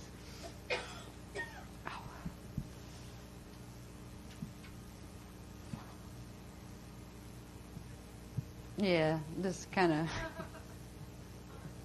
Yeah, there's one more graph that takes all these little Merkabas that go with these guys and just sticks them all together so you see the Merkabas alone as far as tops and bottoms and who's connecting to what. But remember, you got your all right, this starts with the pKa one, the one on the horizontal, all right, pKa. You have the pKa density, you have the pKa eros and the pKa ethos, all right. This is looking at them separated from each other, right? Because that one actually spans out to create those two, and then they recreate this one by cycling. So those three go together. What we have here is this one has a Merkaba at that angle where its bottom is here. No, wait, that should be top. You see, I have to check words on this too. I was writing these really fast. Its top is bottom is here. I have to look at the numbers again. See, this is why I didn't want to have to get into this, but this is to show you that the detail exists. I just have to double check my words. My numbers are right. It's just my words. Anyway, you have the tops. These, I believe, are top connecting. Yeah, top K12s connect. Top K12s connect. Yeah, and yeah. So these have the tops pointing in, which means the K12s pointing in. Cathara Center 12s. When you get down to the PCM ones, I believe they have their bottoms connecting. Yeah, their magnetic bottoms connect. So you have the three of those with the bottoms connecting and the three of these with the tops connecting. Now, if you remember over in the pKa side, top is magnetic. So you have your magnetic spirals connecting through these on the pKa side. You also have your magnetic spirals connecting over here. And it's through the cycling of the pillar, the ethos pillar, going up and down, that will allow those magnetics to interface with each other instead of repel against each other. I'm sure this all has to do with keeping the tension of the whole structure together as well, as far as the magnetics pushing against each other and the relationship between that and the electrical ethos coming up, the tension and counter-tension, that kind of thing. I hope we don't ever have to analyze that personally, but we might at some point. This is just giving you a basic idea of the sophistication of the data associated with the ethos and eros light and sound cells that are the etheric blueprint of which, when you put them together, they form the matter density spectrum that we're built out of, each level of it. Right? The fun part, at least for me, I was like, oh, thank God we got to here, right, when I was doing the diagrams, has to do with this, the pillar of power. All right, now the pillar of power forms. Again, this is showing this at a certain configuration. If you inhaled completely and inhaled the whole matrodon into its original first single point, you'd have just one circle, right? You'd have all of these pulled in to one grid.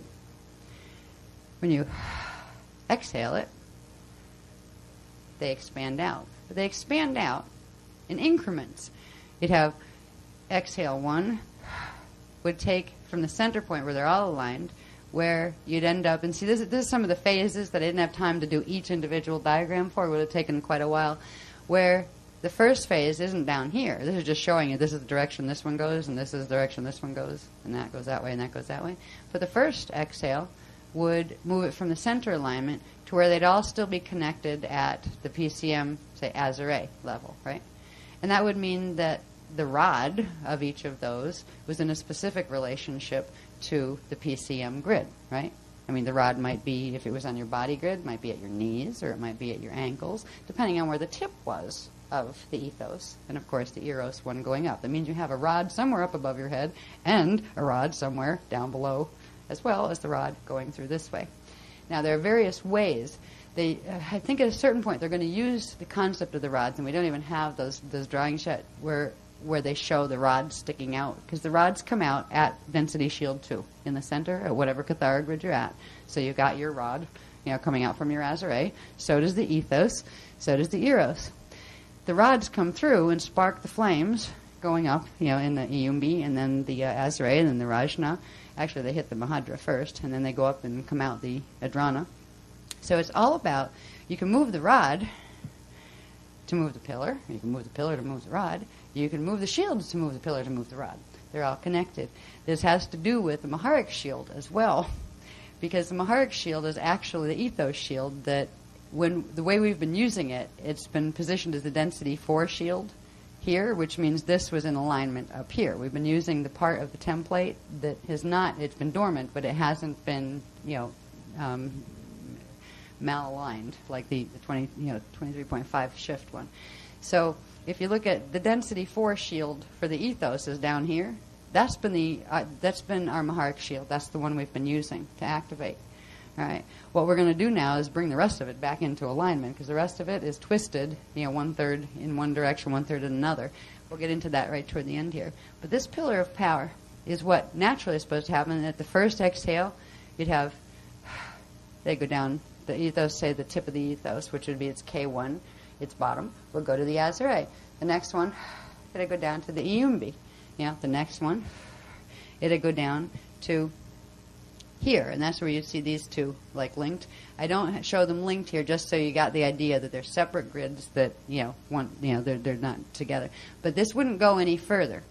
All right, it would, when you have the, let's say, PCM1 with ethos 1, right? That 1-1 connection, that'd be the point where the next inhale would come up. But you do have a exhale, inhale, exhale, inhale, exhale, inhale, where eventually expands it all out. After a cycle, there's actually 6 of them, so it must move like half an increment down. This is the stuff that we're going to get for Friday, is how many increments, how many breaths to do what, where is it by the time you get it down 3 breaths, right?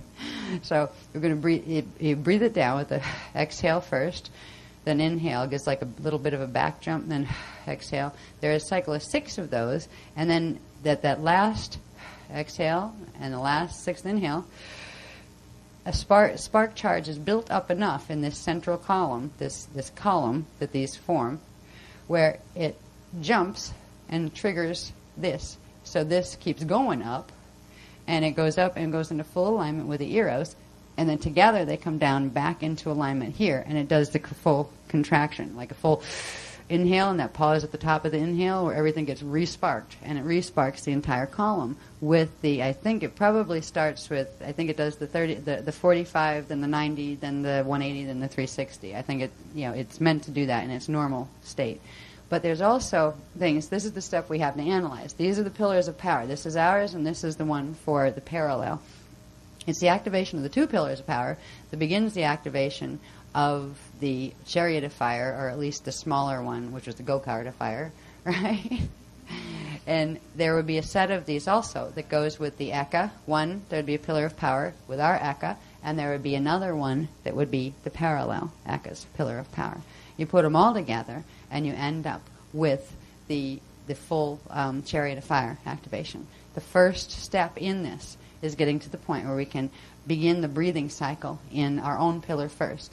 Before we can make the connection start between these two, remember this is our ethos and this is our eros, first we have to do the sparking of the pillar. First we got to get that pillar, that ethos grid, where it can come up, because it's wedged somewhere down below our knees at this point, and part of it's up here twisted, making 2 pins that cross through each other like this, that hold Kathara centers where they're not meant to be, right in the area of the Iumbi. It creates an artificial center of gravity in the body that's called the graviton, and it's not meant to be there. It changes our whole relationship to gravity, to density, and it, among other things. That's one of the things it does. It also completely changes the way currents run.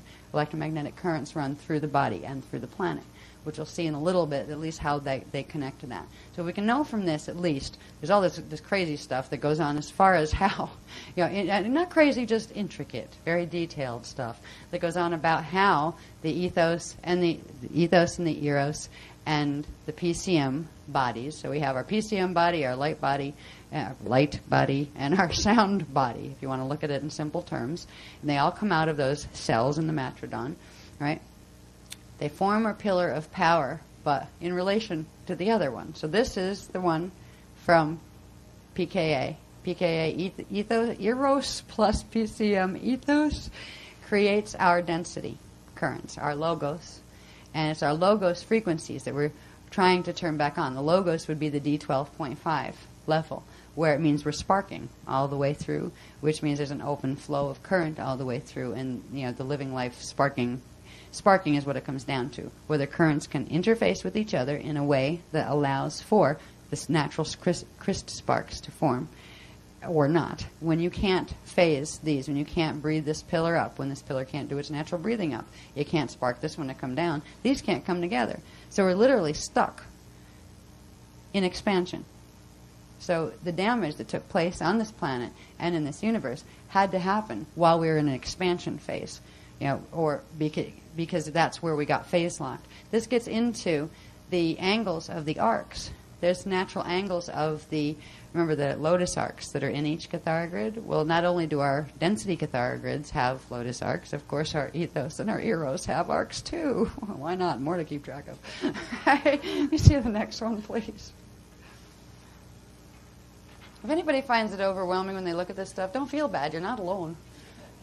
But it's kind of like I've learned to approach it with a sense of humor. Oh, hell. We can get in what we can, and I can retain what I can. But if we can get down to the most important part and use it, that's what counts. Because the more we use it, the more we'll be able to retain the stuff that seems like it's way out there. All right, now, this is just a larger look. I'm going to have to sit down for a minute. They're helping me with the frequencies here, so I can at least say something that sounds like I know what I'm talking about, because I am learning this with you. But it's hurting my back. I'm going to put this on, and I'm getting cold. Just hold on 2 seconds. I think I'm going to have a sip of soda. Getting rigor mortis of the arm.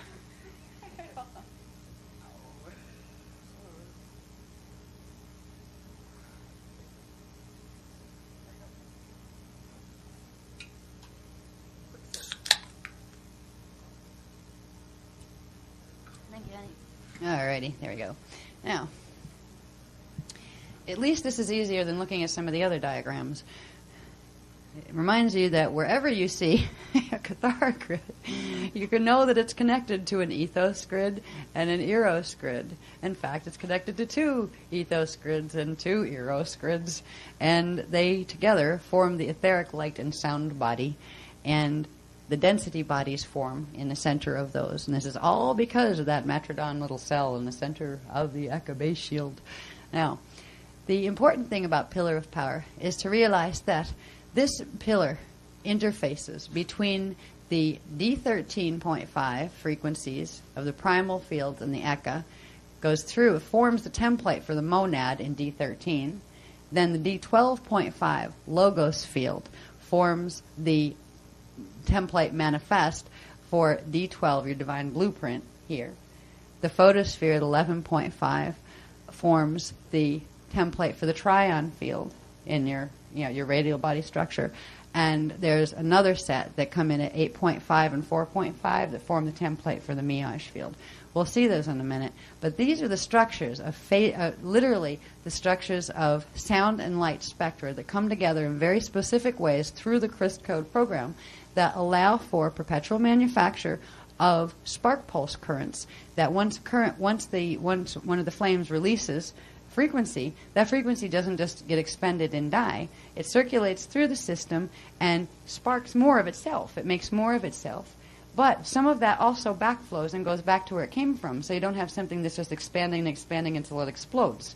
That's what happens actually with the Metatronic Merkabas, where they suck in energy and keep expanding and expanding until they hit the peak spin rate where they can't hold anymore, and they start to bulge at the poles, and then finally just go and explode. Yeah, it's kind of like that. I'm sorry about the sound effects. Yeah, I get frequency fried trying to when information has just been given to us like this has. I mean, some of this has been real recent, especially the words that go with the pictures, which were helpful. It makes I get very, very tired. Frequency fried is what I call it. So if I seem to like just. He's like, yeah, she's getting tired of her. Yeah, I am. And it's frequency tired. It's not that I'm physically tired, but I just want you to understand that. So if I seem a little strange, that's why I'm getting frequency fried. But I do want, by the end of today, for you to understand that you have this pillar of power that's supposed to be the natural breathing tube. The vertical, is supposed to be the breathing tube that runs through your Merkaba, runs through your auric field levels, runs all the way out through your crystal body, all the way out into your Echolota body. And it's what connects you not only to your Echolota body here, but also to the parallel. And it's getting this to work again that will bring back it's because this has not been working, because the ethos cannot rise, that we are stuck in a finite life cycle on this planet. And this stuckness began 5.5 million years ago when we had the electric wars, and it began to knock the alignment out. The 23.5 started there, where we started the misalignment in the planetary grids and the north axis. Fortunately, we're in a position that we can, at this point, regenerate this ethos cathara grid, because right now it's split and the top half of it is shifted at 23.5 degree axis, and part of that is shifted again at about 11 to 11.5 from that.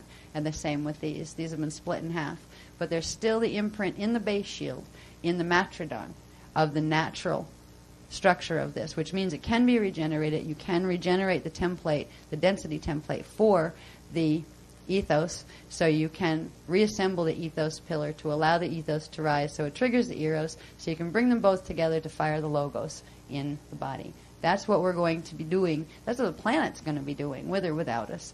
And it would be quite probably the extraordinary event if it was the planet on its own. It would spin, in other words, on its axis. It would, once the pins are released. We'll show you the pins in a little bit.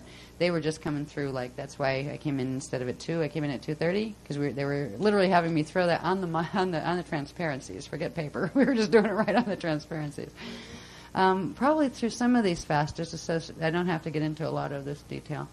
But let's see, what did this one show? Matrodon lotus points. Oh, yes, lotus points.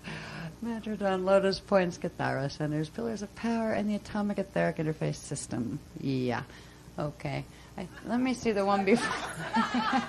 Let me see the one before that. I want to see if I missed something up in the corner. I did. There's one thing that's here, but there was also here, and I'll just show it to you, because it's easier to see over here. Now, we had this. Pillar of power, right? Now, if you want to look at the PCM universe, pillar of power, pardon the dots, there is no time to white them out. See how it looks like it has acne? Yeah. Acne. Little spots everywhere. Yeah, that's from the copier. They're not supposed to be there. This is the PCM Cathara grid, right? Just showing the PCM Cathara grid. It's not showing its ethos and its eros connection right now, or its eros and its parallel eros. But it is showing the pillar of frequency that starts with the D13.5 as the center column of the breathing tube, then gets into the D1 atomic and the D2 elemental. This is literally the etheric going into the atomic connection. The atomic being the ray currents that come down from the 15 ray currents, the ionic particulate currents.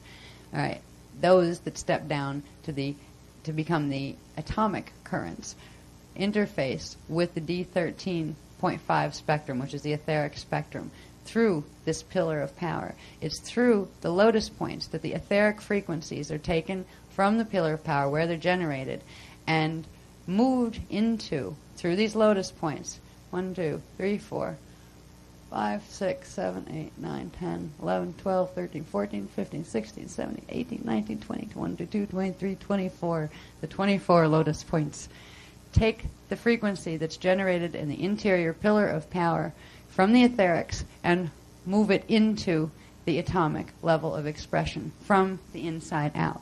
This means you have a pillar that runs inside of your body that, when it's working properly, would take the natural etheric spark frequencies that are being generated through the pillar and bring it right into your atomic structure, right into your D1 level, D2 level, D3 level, from the inside out. Not first from the outside down, but from the inside out. It expanded out. This is how the form itself is expanded out into dimensionalization, from the inside out. You already have the template capsules around as the light body structures around. So the lotus points actually take the energy that's generated in the pillar of power and move it into progressive manifestation, D1, D2, D3, D4, D5, into density manifestation. It's the etheric atomic connection, from where it goes from being etheric stuff that you don't see, that's made of the spectrum from the other side, from the other akasha, the other eka level, into the literal atomic currents that we see here. Our density 1, which is D1, 2, 3 currents, our density 2, D4, 5, 6 currents, and et cetera, all the way up, 7, 8, 9, 10, 11, 12, density 3 and 4. So it's through this, you could look at the pillar of power a little more simply without getting, your eyes distracted by those, as this pillar of frequency that is generated by this process of breathing between the ethos and the parallel, eros, our ethos, parallel eros, that generates the spark pulse currents in here that then get transmitted outward, and the form itself expanded outward from the imprint that's in the shields in through the lotus points out into the density manifestation. This starts the process of expanding from the inside out, just like the flame itself, just like all of the spheres. They start from the inside of the flame and they expand out. Well, we expand from the inside out also. Now, there's levels of the body, of the etheric bodies, and of the manifest levels of, before we even get to the auric field levels, where we have our lotus sphere, our logosphere, our photosphere, something called our ovosphere, and then our huvosphere, where our huva bodies come from. And that's where our 15-dimensional auric levels come from. So this is not a simple process of creation. It's simple, I guess, if you're source. You're looking down and say, oh, that's easy. But when you're down here trying to work around brain mutation, it's a bit challenging. All right. Here's the next one, please. Sometimes I wish I just decided to be an artist. That's what I wanted to be when I grew up. Actually, that was Katie. When I walked in, I knew what I had to be. This is showing the lotus points on all of them. That was the other one to show the 24 lotus points in the PCM grid. There are lotus points, of course, 24 of them in the ethos, in the eros, and of course in the parallel ethos, in the parallel eros, and in the parallel. So there's lots of these lotus points. These are just the interior lotus points, by the way. They're the first point where the etheric currents start to go atomic. And from the atomic etheric connection, from D13.5 to D13 to D12.5 to D12 to D1, they start to go out and manifest outwardly into what becomes a series of madness. No, into a series of not just 12 interior or 24 interior lotus points on each grid, but each one of these grids, as you'll see in a little bit, there's lotus points that expand them out into each level between something called etheric seals. The etheric seals have to do with the 6 levels of expansion. That first, breath 1 would exhale it out this far, and that would make the one sphere come out this far. And there ends up crystal seals on either end of those, actually going vertically. If we're going to do it that way. Soon I will show you there are these etheric crystal seals that form the beginnings of the crystal seals. We've talked about the crystal seals grid in the body before, in the central vertical column. This is what begins the process where the chakras form. All right, you have seed seals and star crystal seals between the chakras. All right, and the seed seals are the ones that are in the chakras. I think Kathara 4 is going to take it all the way into showing you how chakras are manufactured, which ought to be really interesting. But for now, what we're going to learn is we not only have all these interwoven interior pillar 24 lotus points. These are the ones we're working with, by the way, right now with axiom base shield bonding. We're working with the 24 that are embodied in the PCM grid. There's also the expansion outward of these into another set of, I think there's 12 secondary ones. You have your 12 primary and 12 secondary points. Then there's another set that connects to the lodum. Then there's another set that connects to the lota. So there are these levels going outward in the crystal body that these inner pillar lotus points connect to. So they also have lines of frequency that connect between them that are called radius lines. And then there's something that has to do with the backflow that are called natus lines. Yeah, it's like, when did I ever decide I wanted to teach anatomy? Or even learn it, for that matter. No, it's frustrating. This is a lot of work for everybody, I think, to try to keep track of it. Like, what was a Huva body? How long ago was that? That kind of stuff. But it's worth it when, even if you can't remember all the detail, you remember that this is part of a big thing, and there's enough you can remember to show you how to use yourself, your own body, the way it was built to be used, to get yourself back online, to get yourself back connected to your true spiritual core, your own center, your own power, your own connection to source. That's why it's worth it. That's the payoff of all the hard work. Yeah. Anyway, let's go to the next one. I want to get to the planet ones. They have to be done before we leave tonight. How am I doing on time? Oh boy. And we're supposed to be out of here by 8. I told you it was a total fantasy getting out early. I wasn't kidding, but I won't make you late for dinner. Okay, let's see. What's this? Exhale, breath of the heart. Yeah, all right. Yeah.